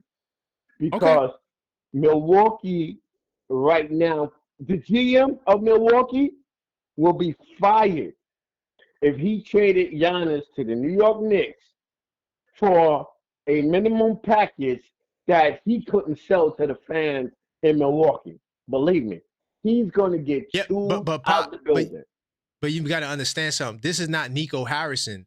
This is Giannis demanding I'm only going to New York. I don't care what you say. So you better And he trade hasn't me said there that. or I'm He opting hasn't out. said it. And He so hasn't that's said the it. key. So yeah, so He that's hasn't another said it. caveat. That's another Yeah. caveat that we hadn't seen yet. It could change. It I don't could know if change. Giannis is going to do that to Milwaukee and tell the fans. He's going to tell whole Wisconsin, I want out and I want to go to the Knicks. I don't Yo, think how that's could you in be his mad at him character. though, Pop? How could you be mad? Yo, he won us a championship. He made us relevant again. Yo, the ship is sailed. You can't be mad at Giannis because he wants to Nah, go to New York. it's not about that. That's not Giannis' character. That's not him. He's not that LeBron type. So I want to go here and demand where he's going to go. That's not how he was raised. He wasn't raised that Okay. way, and people got to understand that. He'll give you a hint or two, like I'm getting ready to get up out of here, right? But he's not going to make it a demand because Well, then that's he ain't not gonna how he get. was So then raised. he's not gonna go. He's not gonna go nowhere. No, he's going to go to L.A. I think he's going to go to the Lakers. I am soon enough He finished. goes to He's he going to go goes to to the Lakers. L.A. If he goes to L.A., there's your title hopes. Yeah, I think he's gonna go to the There's Lakers. your No, title I don't hopes, think Knicks it is. fan. I don't think it is because I think this team here being together as long as they're being together, being groomed, and learning each other and playing hard and defending and being hungry and determined, I think they could beat anybody in the NBA. And I mean that Okay. from my heart because I've been watching basketball a long time. To build a championship roster, it's about consistency. You got to be together, grow together, and play together like that Detroit Pistons team that Rip Hamilton and them. And watching them, anybody can win a chip. You just got to be No, together and love each other, man, and play nah, hard. nah, nah. The whoa. I get Pop. I got you. Can't anyone can't win a chip. That's nope. It don't work. First off, that Detroit Pistons team was so good. Like they had 4 All-Stars. They had one of the best defenses in the league, right? They had everything you needed to win a championship. This Knicks Yeah, team don't but got guess that. what? We don't got 4 Guess what? All-Stars. Guess what? Nobody in the beginning of that season gave them any chances of winning the championship. They grew into Okay. that. But They what did they grew do into that. mid-season? But what did they do mid-season to solidify that championship? They played. They let me tell you about that team. They traded for For they for did Ben Wallace, for Rasheed Wallace. or Rasheed And Wallace. that's I what get put them them mixed so up. don't be scared to make But a hold on. move But nobody that's gave going to them. bring you But over the nobody top. gave them a chance. They didn't I'm have not sure when a they got chance. Rasheed. I think when they got Rasheed, that's when they were high on everyone's list. When they got Yeah, Rasheed, but they that boosted still. them up. But nobody in the beginning of the season gave them a chance of winning the chip. Right, They because they wasn't didn't have even in the Rasheed at top. that point. But they At that wasn't even in the top. They wasn't even mentioned. But you when know they got what Rasheed, and even when they got Rasheed, it still took them time to grow, but no, right? but Because it's remember a they were process. the best team. No, but it was the same year. They traded Rasheed, they won the championship, but No, they won also the championship the same year. I remember that the trade. Lakers were the best team. That's why.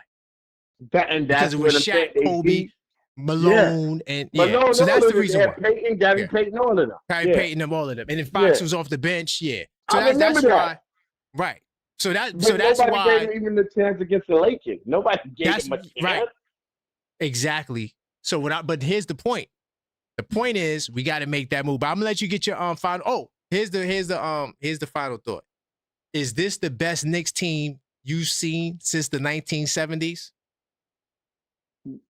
The best Knicks team since the 1970s? After Clyde, I'm saying after them because those No. are the best team. But I'm saying after Okay. Clyde, Okay. is You this know the best why? Knicks team? You know why that's a tough question? Yeah, right. Because there was the Larry Johnson and the Ewings and Mm-hmm. them, right? Mm-hmm. That the Canby Mm-hmm. and them boys. I Yes. don't even know if I could put nobody ahead of them boys, right? And But go ahead. but but I see potential in this team. Okay, that's fair. If they do what they have to do, That's fair. they can get there. And the only way they can show me that they have to get to the chip because them guys got to the chip even though they lost. Exactly. Even though they But lost, but this they is have to get there. and then we can That's end it. it on this. But this is why, Pop, you have to do the Giannis trade. Because if you cannot answer that question, then that means that there's some doubt there. And I'm telling you right now, if you bring Giannis Antetokounmpo to New York, that you think it's big now. You think the Garden and that. Listen, Could I ask you it'll a be question? Could I ask you a yes, question? What yes. trade you think Milwaukee gonna take for Giannis Antetokounmpo? Who you think Listen, Milwaukee gonna say? Okay, give us OG and Mitch. there's no trade. There's no trade that Milwaukee would accept. The key is Giannis. Giannis has to put his foot down the way Shaq did, the way the superstars that came before him. He not gonna Um, do that. He not gonna well, do then that. he's gonna be He not gonna destined to do be in that. Milwaukee, or he's You gonna know be why I say he not gonna do that? Because he had the chance already this summer to do that. He yeah, had the and they chance convinced the him other because summer. they used the loyalty thing, but now that they suck, and he's like, yo, I went out. So, but He went when you out. went out, where you want to go, what you want to do, they have the New York opportunity or to Golden make. State. Okay, so they have the opportunity right now. Giannis, as a man, has the opportunity, hurting all, to say, you know what, Milwaukee, I want out. Send me to New York, and I Yes, don't care who you get. He's not yes. doing that. And That's not Milwaukee's his gonna have to do character. it. But that's the That's not problem. his See, character. so that's why Giannis probably he's never gonna win a championship again. See, you No, gotta he's gonna be go to San Antonio and play not. with Wimby, and I don't that's think how it's that's gonna gonna. drop. That's hey. I don't know if San Antonio is willing to do that. I mean, if they were to put him and You Wimby think San together, it Antonio? would You just said what you just said about getting Giannis, and you think right. San Antonio ain't gonna pull that trade? But Now Buster, they your boy, you got they to be kidding me. now Any they team in could the league that Giannis not say they he want to go, he gonna go. But he don't want to. He's not saying it. okay. So if he want out, you All gotta right. I say give where you your that. out is. You gotta say Yeah, where your out is. San Antonio would be a huge problem because Giannis will be point guard and Wimby's gonna be the five, and they're gonna run pick and roll together, And they're gonna kill and that's any gonna team in the be league. and that's gonna kill every team in the league. So yeah, man. But Pa, I'll let you get your final thought, man. It's a great My call. final thought. This is my final thought. Right? New York Knicks staying the way they is, battling the season hardcore like they battled Detroit and Boston, and just coming together as a unit and winning the NBA chip. That's my final thought. We gonna do this fresh. We going without Giannis, without Giannis, because I seen the heart in this team in the playoffs last year. All right, and I know what they can do if they battle together and get the new people to come in and understand that we ready to fight. Them Nova boys is special, right? Get the rest of the group to come on board, and we can go places, and we can Okay. put that banner up without Giannis. I believe that. Good Right. night. I would never say we don't got a chance, but yeah, good night though, Pops. Yo, love you. All right, love you. All We right. talk later. All All right. right. All right. So that was my dad, the OG Knicks fan. He's very, very optimistic. Um, you know, I love it. But if you got a chance to get Giannis, you better get Giannis. Because right now, none of you, if I could do a poll right now, and the overwhelming majority of you would not pick the Knicks against OKC in a 7-game series. Right? So, Giannis is that edge. He is that X factor. He is someone that OKC doesn't really have an answer for. You have to go get that guy if you can. Now, if we can't get Giannis, fine. I'm riding with the team. But I'm not going to act like I'm picking us to beat OKC. I'll pick us against everybody else. I think we could beat Denver. I think we could beat Houston. I think Houston might give us some trouble too. But I think we could beat Houston, right? I think we could beat everybody else. That one team, OKC, I don't see it right now. So that's why I'm pushing for Giannis, man. But yo, final call 646-995-8389. Go get your copy of the 82 Nights of Basketball Fan Edition right now on the website. Channel members get a 20% off discount. This right here is what I use. This is how I'm able to keep track of the Knicks. All the stats I'll be giving you straight from here. This is my journal right here. Okay. And I use my journal, right? And, it gives you all your game notes, all your stats, the best way to keep track of the season. We do the Knicks and 10 show is a segment in this journal. And yeah, man, it'll definitely expand your basketball knowledge. 100%. Go get yours now on thisweekinsidetheknicks.com. Really quick, I'll pull it up. Bam. Okay, hold on, let me refresh that. Cyber Monday deal is over, but you can still get your copy now on thisweekinsidetheknicks.com. We got two versions. We got the hardcover and the soft cover, right? And so definitely you can check it out. When you get there, all you gotta do is click. You can scroll down, bam, click it on it here, bam, and you can get yourself a copy now. You can even if you also want to gift somebody a gift card, you can. So if you want to, gift a gift card, you can do that by clicking on gift card. Thisweekinsidetheknicks.com gift card, and it basically will give you store credit for the shop that's on this website, right? So order yours now, and join the 82 Nights Club. I do got this thing called the 82 Nights Club, where it's an online resource where you can get actually all the stats that I'm looking at, right, and more from there, and you can add it to your journal. I give you the cheat code to help you. Basically, I'm journaling with you. So you don't even have to journal yourself. All you got to do is go to thisweekinsidetheknicks.com right now, order your copy, and we'll make it happen, man. We'll definitely make it happen. This week inside the Knicks, I still might have to postpone the podcast. Unfortunately, I'll let you guys know. A lot going on this week. But for Tuesday, that is the 9th, we will be here for the post-game show after the Toronto game, win or lose. Make sure you guys are here. Make sure you guys, are ready to call up and talk, voice your opinion. I'm going to take a brief look in the chat. My man Coach says, as it stands, Orlando is tough for us. Giannis would change that Orlando matchup too. Yo, Coach, I'm telling you right now, if you get Giannis on this team with Brunson, because more than likely Brunson will stay. You get Brunson and Giannis, you might actually see a real two-man game because Brunson can play off the ball. We've seen it in Dallas. Like, Brunson doesn't have to be the ball-dominant guy. You see him get more catch-and-shoot opportunities. You see it. He's getting a lot of catch-and-shoot opportunities.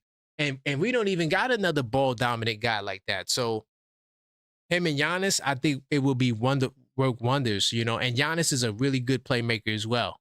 So, Giannis is somebody who's not just going to force the action. He's willing to dish it and make the right plays. But I agree. I think Giannis is a game changer. You get him, man. That's an X factor, bro. Like, Brunson is our X factor, and he's great. But Giannis, game changer, bro. Like, think about how bad Milwaukee is. Milwaukee, they don't really got a good team. The team is not that good, bro. And when he's there, they're an above 500 team. Without him, you see what they look like. They're just not a good team. And they got some solid players, too. Kevin Porter Jr., I just added him to my fantasy team. He's a bucket, bro. He's a bona fide bucket. But as a unit, they're not giving Giannis what he needs. Yes, they got a bunch of catch and shoot three-point shooters, but he really needs that other playmaker that can play alongside him, that won't take away from him, that you could see two-man action and things of that nature. And also their perimeter defense is not that good either. They just got a bunch of hacks. AJ Green is a hack. So you bring him to New York, you might have to lose two starters and a key bench guy. That's the easy price I'm willing to pay for Giannis. You might have to lose a Bodega Cat. I love Bodega Cat. But at the end of the day, it is what it is. David said, what about the Bulls? They started off 6-0. You know what they say, right? One of the things they say in basketball and all sports is not how you start, it's how you finish. It's not how you start, it's how you finish. You could apply that to the Cavs. Cavs were so dominant last year, but look at how it ended. Let me see, 2021. Anyone remember when the Bucks were 5-0? In 2021, what are we talking about? 2021. I'm confused. What happened with 2021 with the Bucks? Do we have to go there? Because if you try to, if the argument you're trying to put forth right now that Giannis is injury prone, I'm gonna shut that down right now. No, Giannis is not injury prone. That's cap. It's not true. It's not facts. So I'm not sure if that's where y'all going because I didn't understand where y'all were in the chat. But just in case you were trying to do that, let me show you why. Yeah, I wouldn't use that argument. In Giannis's career, he hadn't had a season where he played under 60 games. He's only been hurt in the playoffs once or maybe twice. That's it. He played how many years in the league? What is that, 11 years? 13 years in the league? 13 years in the league, he's been hurt twice in the playoffs. 13 years in the league, every year he's played more than 61 games. So I'm not sure if that's what you're trying to say about Giannis. I hope that's not what you're trying to say, because then I'm going to ask you on your team, who has 7 All-NBA first teams in a row?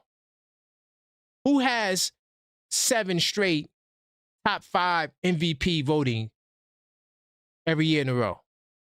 Who has that on your team? How about defensive teams? How about a defensive player of the year? Do you have that on your team? How about this? If you can add up your starting lineup, will they have the same amount of accolades as Karl-Anthony Towns? So if that's the argument you're using, I'm just telling you right now, you're not going to win. Giannis is probably one of the most durable superstars. So yeah, let's tone it down. If that's what you're trying to say, don't know, but I've seen people use that argument before. Everybody talking about 2021. I don't know what happened in 2021 or why that's a year of significance, but I mean, if you want to go back to 2021,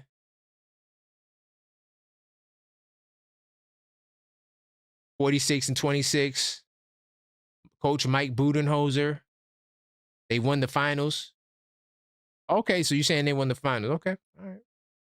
Y'all want to go back to that year? Yeah, I mean, do y'all want to look at those final stats on the way out? We can. I want to look at the box scores. Hold on, let's see if I get the box scores. So, oh no, I don't even need it. Game 6, Giannis, 50 points, 14 rebounds. Game 3, 41 points, 13 rebounds. 42 points, 12 rebounds. How many superstars got 50 points in the finals? And y'all telling me we don't need Giannis? Okay. Hold on.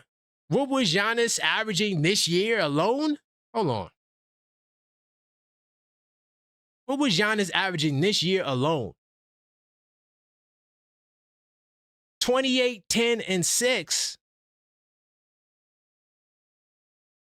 63% shooting from the field. 43% shooting from 3.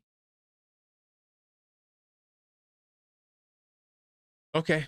I rest my case there. Take them picks, take them swaps, facts.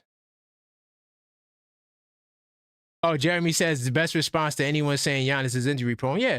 You see, like, one thing about me, right? I don't only study the Knicks. What makes me dangerous is like, so, you know, when I get them little trolls from them other teams, I know about your team. So when you call up from Miami, you think you could call up here and say little slick stuff. I know Miami, right? Indiana. I know Indiana. I know your teams. So I'm not just a Knicks fan. Like I told you, if basketball was college, my major would be the Knicks. My minor would be NBA current events.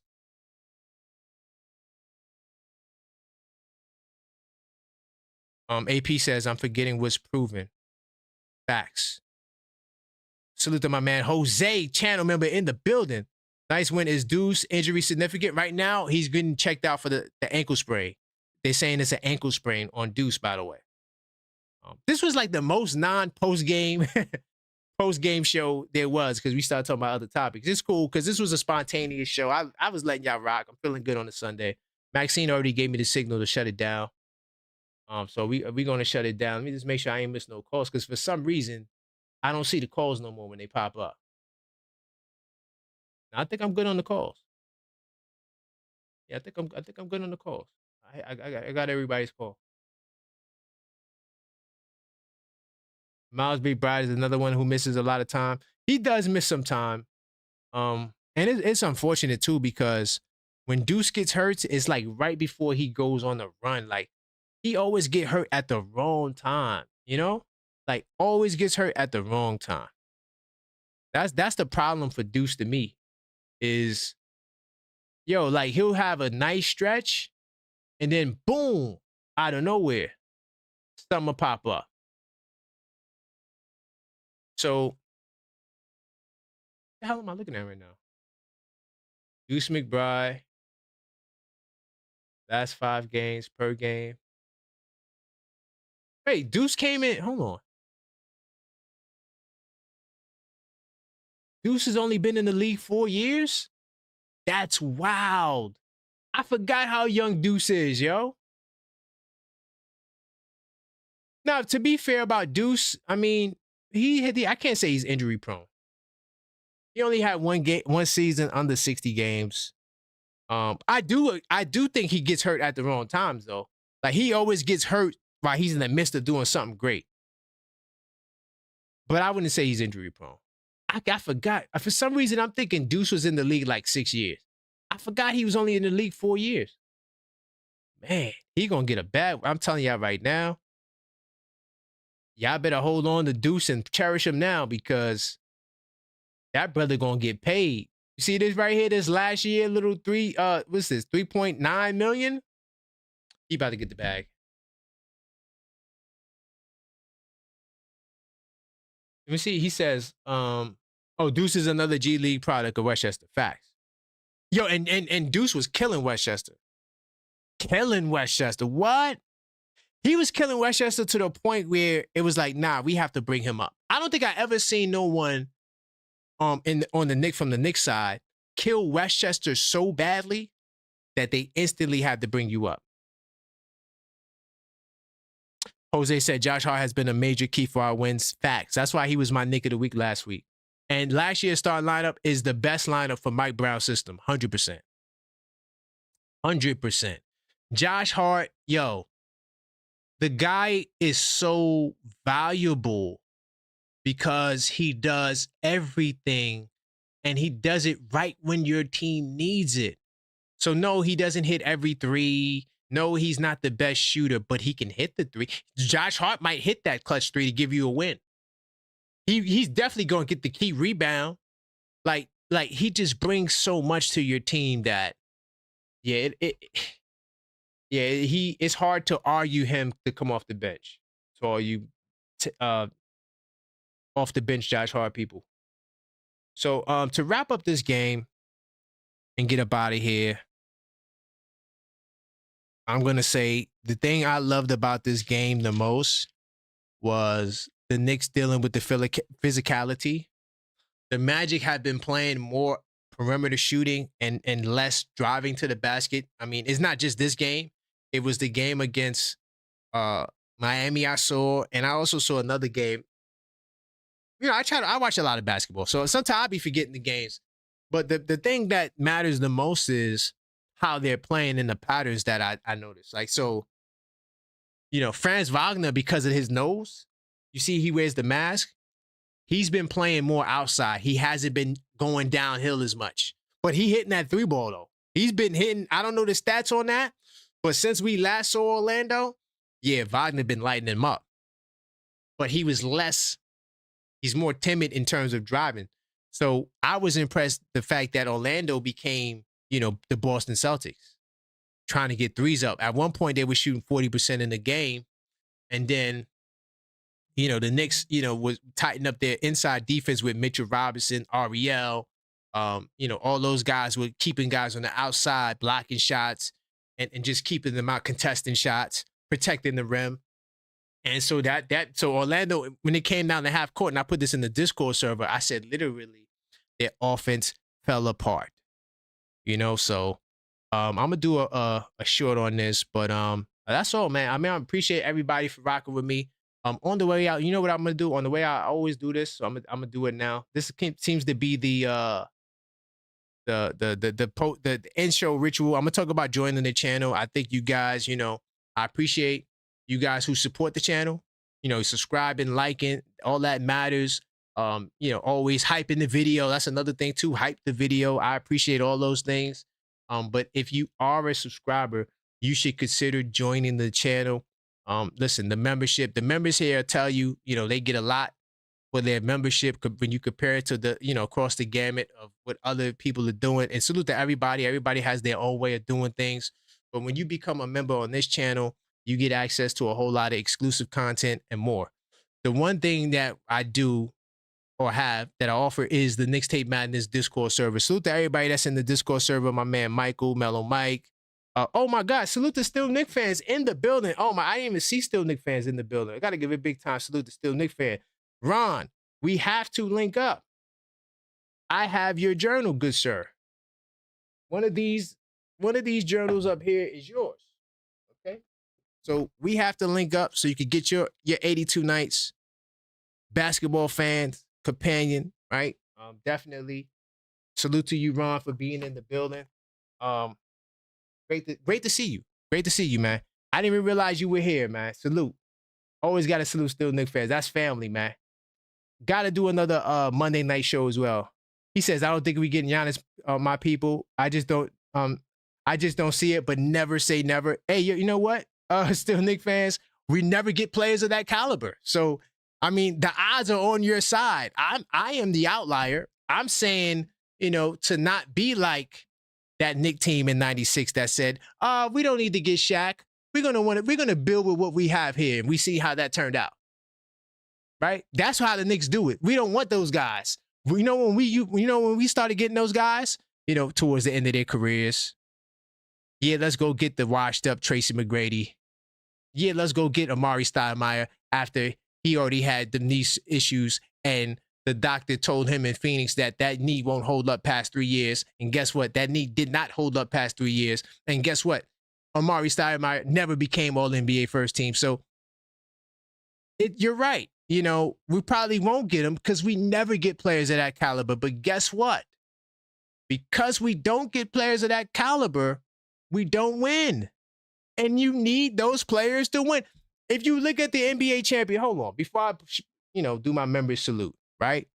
I just want to show you the list of the NBA champions because I'm not sure if we want to win the championship or we just want to just be competitive, right? But I just want to show y'all the list of the NBA champions, right? Because you guys got to realize that this is what's required to win the championship, okay? Oklahoma City Thunder, SGA, MVP, this same year, MVP, multiple first team. And remember, they traded for SGA. SGA was not a homegrown Oklahoma City product. They brought him in there because the Clippers were dumb enough to do a deal because they think that you could just, trade for a couple of guys and win a championship. That led to Oklahoma City developing what they developed. Great move. Boston Celtics, another champion, right? Jason Tatum, multiple time first team. I think he's 5 straight first teams in a row, Jason Tatum. Okay, didn't win the MVP, but he's a first teamer. And guess what? What did they do? They made a trade for KP and Drew Holiday, right? How about the Denver Nuggets? Nikola Jokic. Now, he's a homegrown product, but last time I checked, they went out and got Aaron Gordon. They went out and got Caldwell Pope. They went out and made moves to bring pieces to complement Jokic. Not everybody is fortunate enough to draft a dude in the second round that just so happens to become Nikola Jokic. So the Nuggets made moves to help solidify themselves. But by the way, what happened with that team? Nikola Jokic was an MVP, All-NBA first team. Golden State Warriors, the greatest point guard in NBA history. If you want to debate me, become a channel member, go in the Discord, go in the NBA chat, and you argue with me why Steph Curry is not the best point guard of all time. Bottom line is he's an MVP and he's All-NBA first team and he won the championship. Oh, Milwaukee Bucks, the Giannis Antetokounmpo guy who we can't get because we never get these guys, right? he won the championship. He beat the Phoenix Suns, right? Who at the time, well, I'm not sure. Devin Booker might have been first team. I don't remember when Devin Booker became first team, but nonetheless, doesn't matter. They lost, right? Los Angeles Lakers, let's not even talk about the Lakers with LeBron James. I mean, do we really want to go down that path? The Toronto Raptors made a move for Kawhi Leonard. And yes, we can argue that they beat a Golden State Warriors team that was decimated by injuries. Bottom line is they went out and made the trade for Kawhi Leonard. So how many of these champions in the last 10 years made moves for the best player on the team or made moves for all-star caliber players and also were able to either draft the All-NBA first team MVP or acquire that person somehow? You do not win the championship if you do not get that guy. So who do we have right now? We're praying that Jalen Brunson can become that. Is it going to be easy? No, because already you're talking about SGA, Giannis, if he comes back in a certain timely fashion, he's definitely going to be All-NBA first team. There is never a debate there. You got Jokic. Luka, if he can play the 65 games, he's definitely going to be All-NBA first team because he's been All-NBA first team for a multitude of years, right? That's 4 guys right there. We didn't even count Cade Cunningham, who everybody loves, right? Donovan Mitchell was first team last year. Not saying that he's going to get there this year. KD could very well easily be first team again. So what I'm trying to show you guys is that this championship you want, you got to have the players to go get that championship. You don't have teams with All-NBA second teamers winning championships, bro. That's just not how this league is built. This league is built on Giannis Antetokounmpo. This league is built on SGA. This league is built on drafting a Giannis and getting lucky. That's what the league is built on. Don't get me started on Wemby. If Wemby plays 65 games, he's definitely All-NBA first team. So what prayer do you have to accomplish those things? Because where I'm at right now, I'm gonna look y'all in y'all eyes. I want the championship. I don't want to be good. I don't want to be the best team in the East. I want to win the championship. And what I'm seeing that the other teams did to get that championship, they got that caliber of player. So if you cannot get Giannis, right, because the odds are against you, there's a good chance you don't get the championship either. And I'm trying to tell you right now, if this Knicks team who we love, if they do not get to the finals, knowing Leon Rose, don't expect them to come back. So, I'm just saying, because still Knicks fans is right. More than likely, we don't get Giannis. But if we don't get him, look at what we're not going to get. Because we do not have that. Now, we pray Jalen Brunson's that guy. We pray that he is. But he's not on that level, y'all. Would I say Jalen Brunson's a top 5 player right now in the NBA? I wouldn't say it. I love him. I think he's incredible. I still argue he's the best point guard in the East, but Cade is making that a difficult argument. He really is. Because Cade don't just get buckets. He also, he gets assists. He rebounds. You know what I'm saying? He plays defense. It's hard to... I still got Brunson above Cade, but Cade is right there. I'm the objective fan. Would I say Brunson is the top 5 guard or top 5 player in the league? I don't know if I would say that.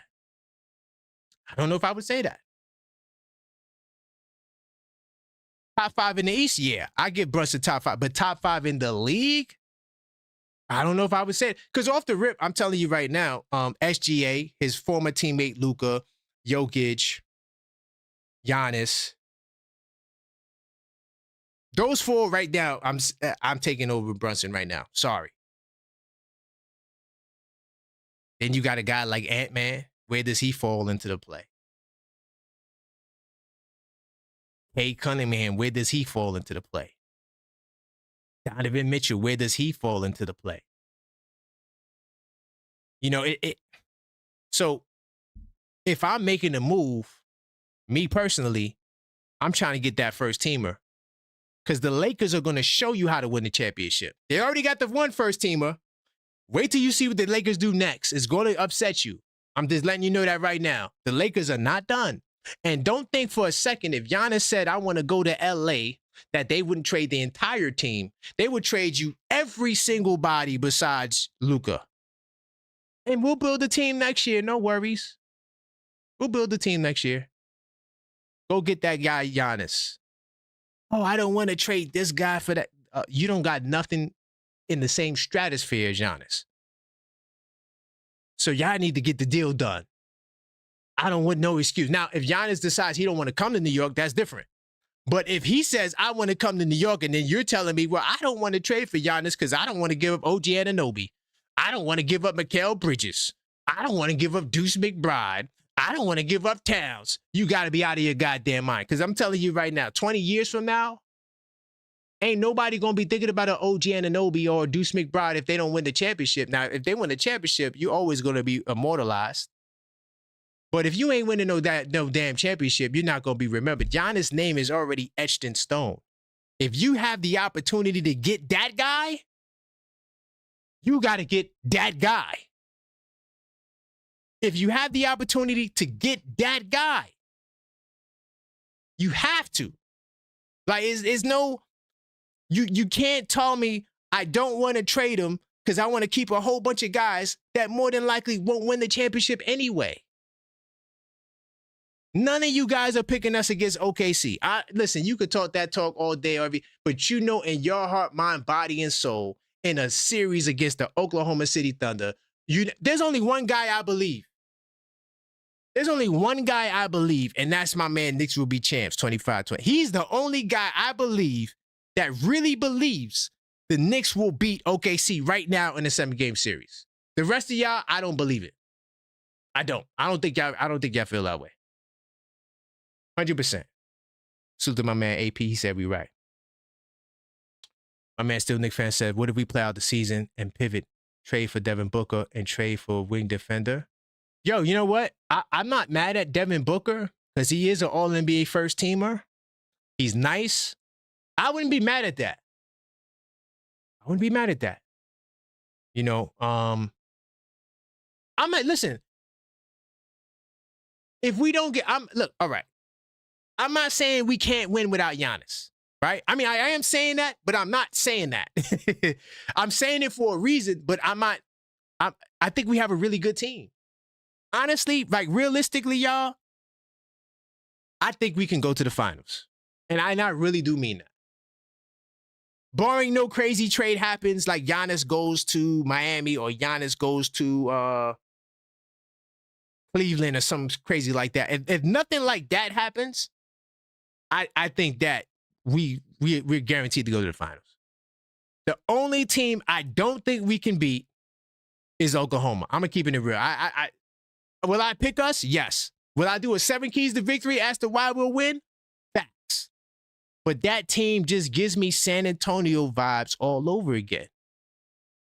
And when I say San Antonio vibes, it's like, yo, the Knicks 99, we were so good, but that San Antonio team was so, at one point in a stretch between the playoffs and the regular season, that team won like 40-something games out of like 48 games.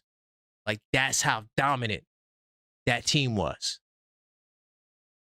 We have another team like that in Oklahoma City that is just on this streak. I mean, they could win 30 games in a row. Like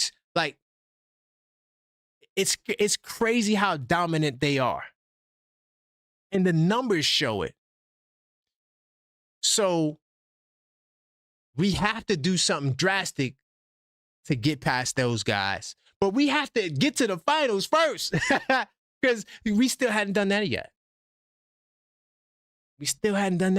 We hadn't. Last year, oh yeah, we going to the finals, y'all. Yeah, what happened? What happened? Indiana exposed you. Okay, Indiana's out the picture now. Oop. Boston, I don't know. Boston, I want to say Boston's out of the picture, but the way they're looking, I don't know, y'all. Now, do I think we could beat Boston in the series? Yes. Will it be a good series and will they fight? Yes. Would I pick Boston to beat any other team in the East? Yes. But, so we got to slow our bridges down, man. And my AP said we were decimated by that team that reached the 99 finals. Facts. 100%. Hold on. Let me just check something. I'm gonna get this guy 5 minutes. I'm gonna wrap up. I'm gonna get this guy 5 minutes. I did see a caller. He probably want to call, take my head off. This is the last call of the night. Let me see if I can get him back on. I did see a call pop up. Let's see. Final call. The final call of the night. Hello, caller. State your name. Where you calling from? Yeah, Ice Water. I'm from Brooklyn. What's going on? Oh man, salute BK in the house, brother. Talk to me, man. What's going on? Do you disagree with me? What's up? Talk to me. There's a couple of things. First, I just want to get something out of the way. Did you say that Devin Booker was a first teamer? He was. Yeah, he was. When? Believe it or not. Like how long ago? I'll pull it up. Definitely, I would say within the last 5-6 years, he was first team. Yeah. I'll pull it up. 5-6 years ago. Yeah, Devin Booker is not somebody that you trade a whole bunch of players and assets for now. No, I wouldn't do that for Devin Booker at all. So that's one thing. So he 2022, just for the record, it was 2022. Yeah, it's 26. Devin Booker, even in the East, I wouldn't put up a whole bunch of assets for Devin Booker, even if he was to come to the East. Devin Booker is not reliable on a consistent basis. Okay. Second thing is, you said something about watch what the Lakers do. Yeah, 100%. What are the Lakers going to do? They're gonna get another star to go with Luka. Really? Yes. Since when is that going to be, by trade or free agency? Well, they're gonna have money this season, so whoever's available, they can sign. Everybody's up. Everybody's up. LeBron's up. Reeves is up. Everybody's up. And you think they're not going to re-sign Reeves? Right now, that's the big question with LA is how much do you sign Reeves for? Because he looks incredible, right? He's definitely playing himself into a big salary. So the question is, do you pay him? Is he a part of the future plans? We don't know. I think they're really looking to see what Jokic does, because Jokic can opt out. And there's been talk about Luka and Jokic getting together. And it sounds crazy and off the wall, but stranger things have happened in this league, like AD being traded for Luka. Like, that's a strange thing that no one ever would see happening. So, well, the Lakers that's an anomaly. But the point that I'm trying to make is, first, with Austin Reeves, if you sign Austin Reeves, you're not going to be able to sign anybody else. It would have to be through a trade. And once you sign Austin Reeves, even if you get rid of LeBron, which I don't think they're going to do, because they won his farewell tour. There's money in that. So if you sign Austin Reeves, you're not going to be able to get anybody else. So that's why they wouldn't sign Austin Reeves. He would be out of there. Okay, so then let's say you get rid of Austin Reeves. Who's the biggest free agent this summer? Well, it depends on who opts out, and there's a lot of people who could opt out, and that's the mystery. We don't know, but the Lakers are in prime position for if that was to happen. But next season, but they're really okay. Let's say if somebody did opt out, when's the last free agent that the Lakers picked up that decided to go to LA? Yeah. Who's the last one? Because I can tell you who the last one is, and then there hasn't been one since then. And that's LeBron. And there haven't been one since then. And who was the one before LeBron? The one that's before LeBron. The Lakers don't get free agents. They have a history of not getting free agents. Everybody that comes to the Lakers is through trades. So I don't see, and you're still talking about the West. And let's say if Giannis was to go to the West, which I don't see, because why would you want to fight your way through the West to get to the finals when there's an easier path in the East? Yeah. Luka and Giannis, you think Luka and Giannis is enough to beat Oklahoma City? Yes. Yeah. I do. No. You know why? Because Oklahoma City has second apron problems next season. So they're going to lose out on Isaiah Hartenstein, and they're going to replace Hartenstein with a whole bunch of young guys who are not proven. But see, that's just the thing. As long as you have that big three there, guys like Hartenstein are replaceable. That's a fact. 100%. So, you know, I don't see Luka and you know, Luka with his injury history, Giannis with his injury history. There's a whole bunch of factors going on. When you say injury history, Giannis has only been hurt in the playoffs twice, and he's played over 61 games his entire career for a 13-year career. So when you say injury history, what do you mean by that? Okay, if I'm paying you max money, and you're only giving me 60 games a year, is that good? No, I said minimum. Okay. What's the maximum? Because Giannis has never played a full season. How many times has he played over 70 games? I think it's, if I'm not mistaken, in the last 10 years, it's only been 3 times. And I could be wrong, but I think it's 3 times. Well, so that's fine. We can put it up on the screen. So let's say 65 games as an average. If you're a max player and you're only giving me 65 games a year, is that good?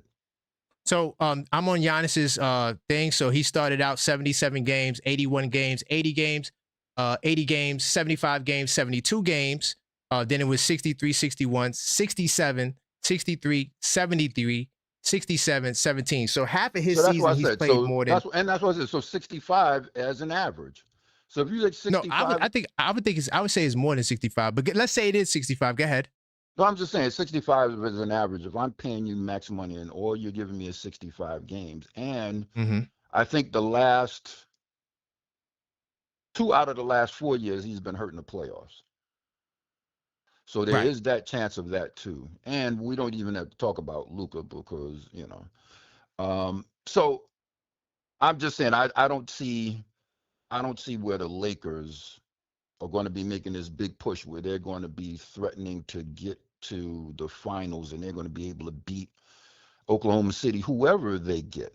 If they keep Austin Reeves, if they get rid of Austin Reeves, I don't see anything that the Lakers could do short of keeping Austin Reeves and getting Giannis or well, they can't get Giannis. Giannis is off the table for LA unless they trade now for him.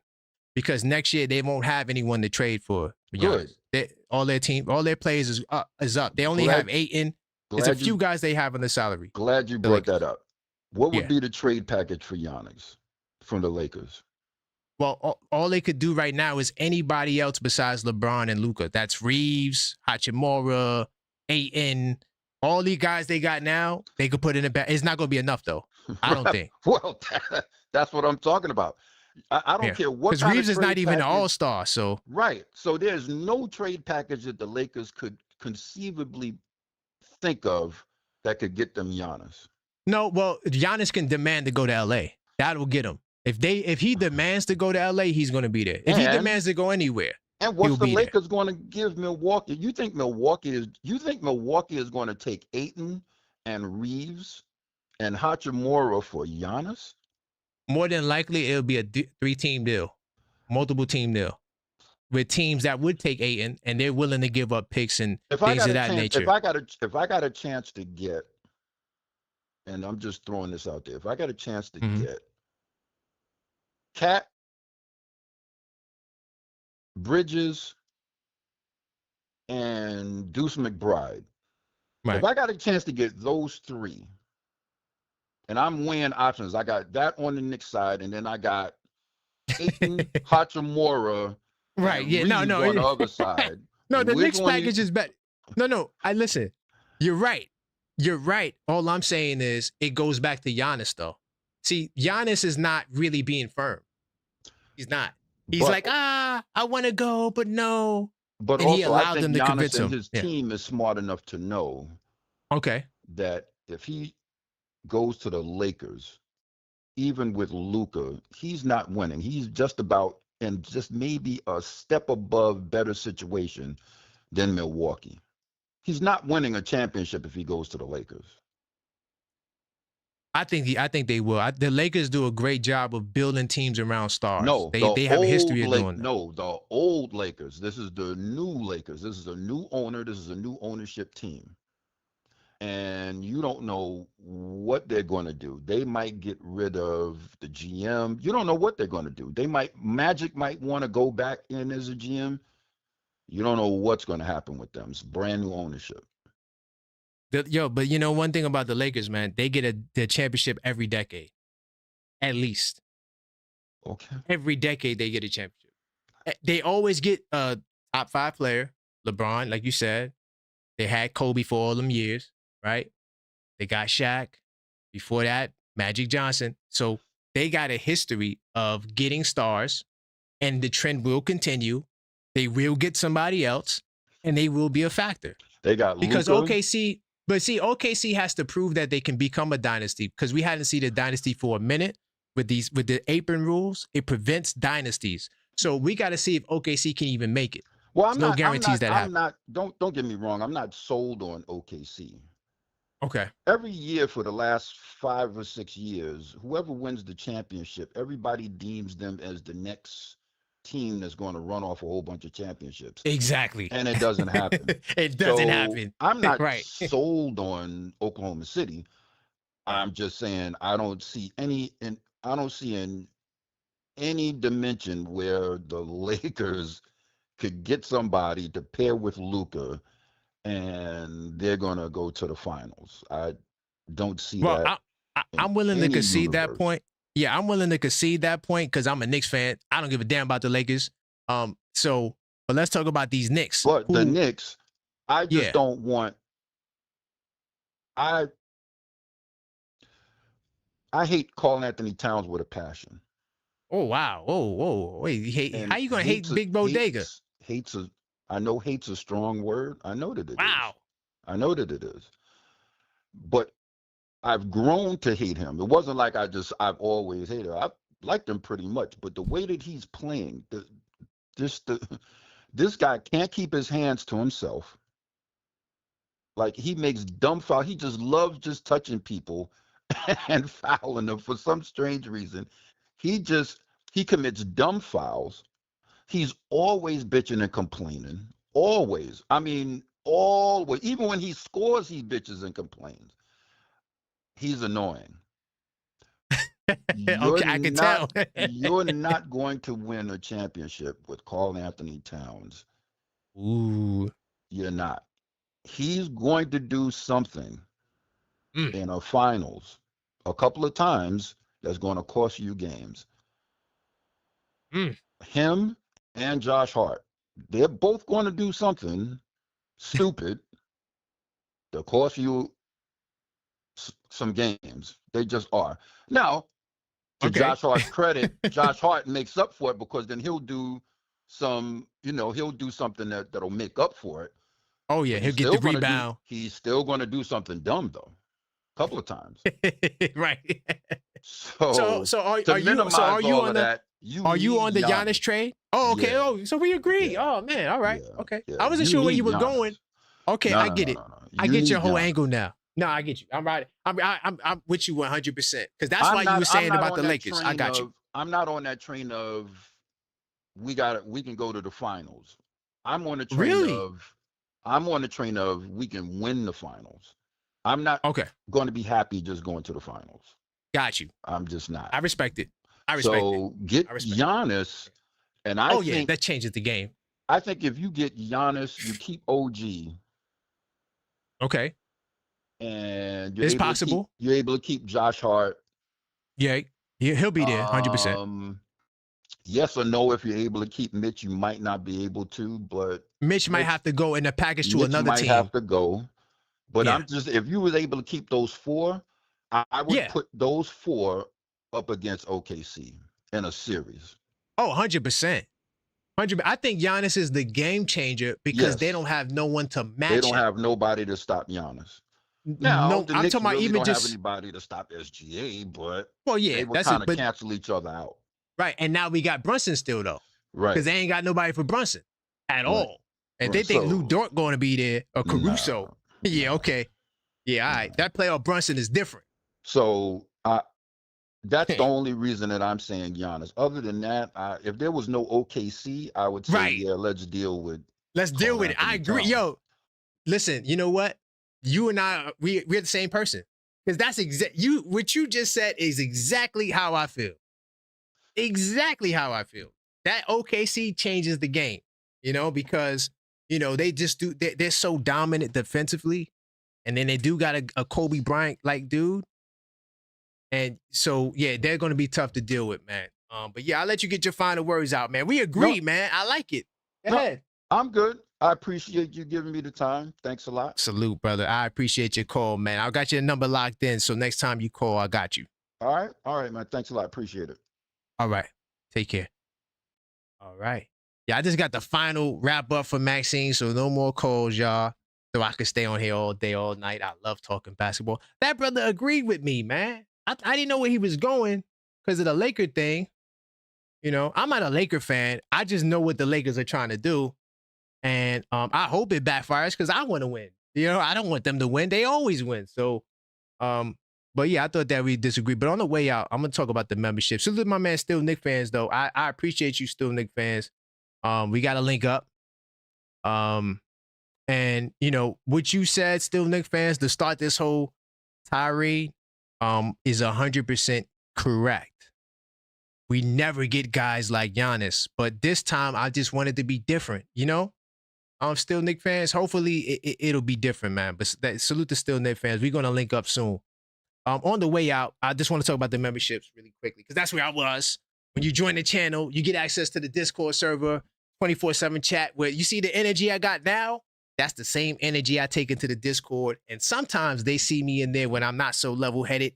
It could be just a bad game, or it could be the three-point guard lineup, which I cannot stand for the life of me. I don't understand why we play Kolik, Deuce, and Clarkson together. I don't get it. But nonetheless, when these things happen, I go right inside the Discord server and I share it with my peoples in there. And then from the Discord server, we created the Fantasy Basketball League. And then now we got Playback TV coming. I got to schedule a game to test it out. We got to figure out the VPN blackout stuff. But that's coming soon. So, and of course, you remember I can invite guests to the stream and, all those things. So when you join the channel, man, you get a lot of perks, discount on all the merch, discount on the 82 Nights Journal, which you can get right now on thisweekinsidethenix.com. Also, you get priority reply to comments like my members in the chat. I don't see any members right now, but if I did see a member, let me scroll up. Okay, my man Mellow Mike said Jimmy Fredette used to play basketball against people in jail, showcasing his basketball range in Dutch competition. I don't know where that came up with. Oh, my man Crim's dad, I see you in the building with the eyes. Man, Crim's dad, I like having you around, man. I got to do more daytime shows. But anyway, those are the channel members. Anytime they post, I make sure I get back to them. And that's what priority reply comments is. I got so much members only content from the Unfiltered Thought, to the me hooping, the Objective Fan Hoops, to me doing the Knicks in 10 show lives, members only live chats. Anytime I do an interview, which I gotta drop, I got a great interview I gotta drop. I'm working on that. But all of that stuff you get when you become a channel member. So definitely consider joining the channel. Okay. And And I look forward to seeing you inside the Discord, man. On the way out, I want to salute some people. I see my man Mellow Mike still in the building. He said that's face. Hold on. He said that's face his mother worked. Oh, he worked in the jail. And okay, hooked it up for him. Oh, okay. So that's why Jimmy Fredette was balling like that. Okay. Salute to him, man. But I'm gonna do the gamification on the way out. Salute to my man AP. One of the first channel mods. Salute to you, AP. I do appreciate you, Mellow Mike. I see you, Knicks Tape Madness Discord server channel member. I see you on Wednesday at the Westchester Knicks game. Salute to my man David Spiff. BS10 258. Knicks will be champs. I appreciate you, Knicks Tape Madness Discord server channel member and mod. Salute to my man Michael, server in the building. Knicks Tape Madness Discord server channel mod. Crim's dad channel member. I see you, Crim's dad. I like seeing you on the early shows. Great to have you around. you don't fall asleep. Of course, the great Maxine, who told me to get off the live like 2 hours ago. Salute to my man HRM, the great Knicks Tape Madness Discord server channel member. I see you in the building. Of course, still Knicks fans in the building. I always appreciate still Knicks fans when Ron could tune up. Definitely check out still Knicks fans. Those are my peoples over there. Buzzer Beater, I see you. Von Allen, of course, Jose. Jose's, man, you becoming one of my favorite channel members. Salute to you, Jose. You're always on time, always on the money. And the grill, I see you in the house. Of course, Coach. Coach definitely one of the first channel mods, channel member. And he needs to get back in the Knicks Tape Madness Discord server. And he needs to get back into needs to get into the Knicks Tape Madness Fantasy Basketball Cup. Salute to my man, X-Conscious. I see you. Finesseful J. Salute to you. Jeremy's house. Randu. J-Tap Mob, Knicks Tape Madness Discord server, one of the first channel mods, channel member. I appreciate you, J-Tap. I see you in the building. The Ross, Latoria B, in the place to be. Flo, JJP, NYC, PS Sway. Is that Sway? PS Sway or PS Way? Salute to you. King Speech Road. Oh man, King Speech Road. Salute to you. I remember you called up. You was in Brazil. Hopefully everything is doing good. I don't know where you are right now in the world, but hopefully it's not super late at night. But salute to you, good brother. And Kwame Robertson, salute to you. FS Wisdom, channel member. This guy always keeps me on my P's and Q's. So, I got to make sure when I do my content, I'm on point because he's going to let me know when I'm not. Right? And Mr. Kev, salute to Mr. Kev Guapo. I like that name. Salute to you, good sir. Thank you guys for rocking with me. This is probably the longest post-game call-up show. I do appreciate y'all. I may not be here tomorrow for the pod, but I will see you guys Tuesday. That's after the Toronto game for the post-game call-up show. I do appreciate you guys. And until next time, hold on, let me get my soundboard. And until next time, as always, let's go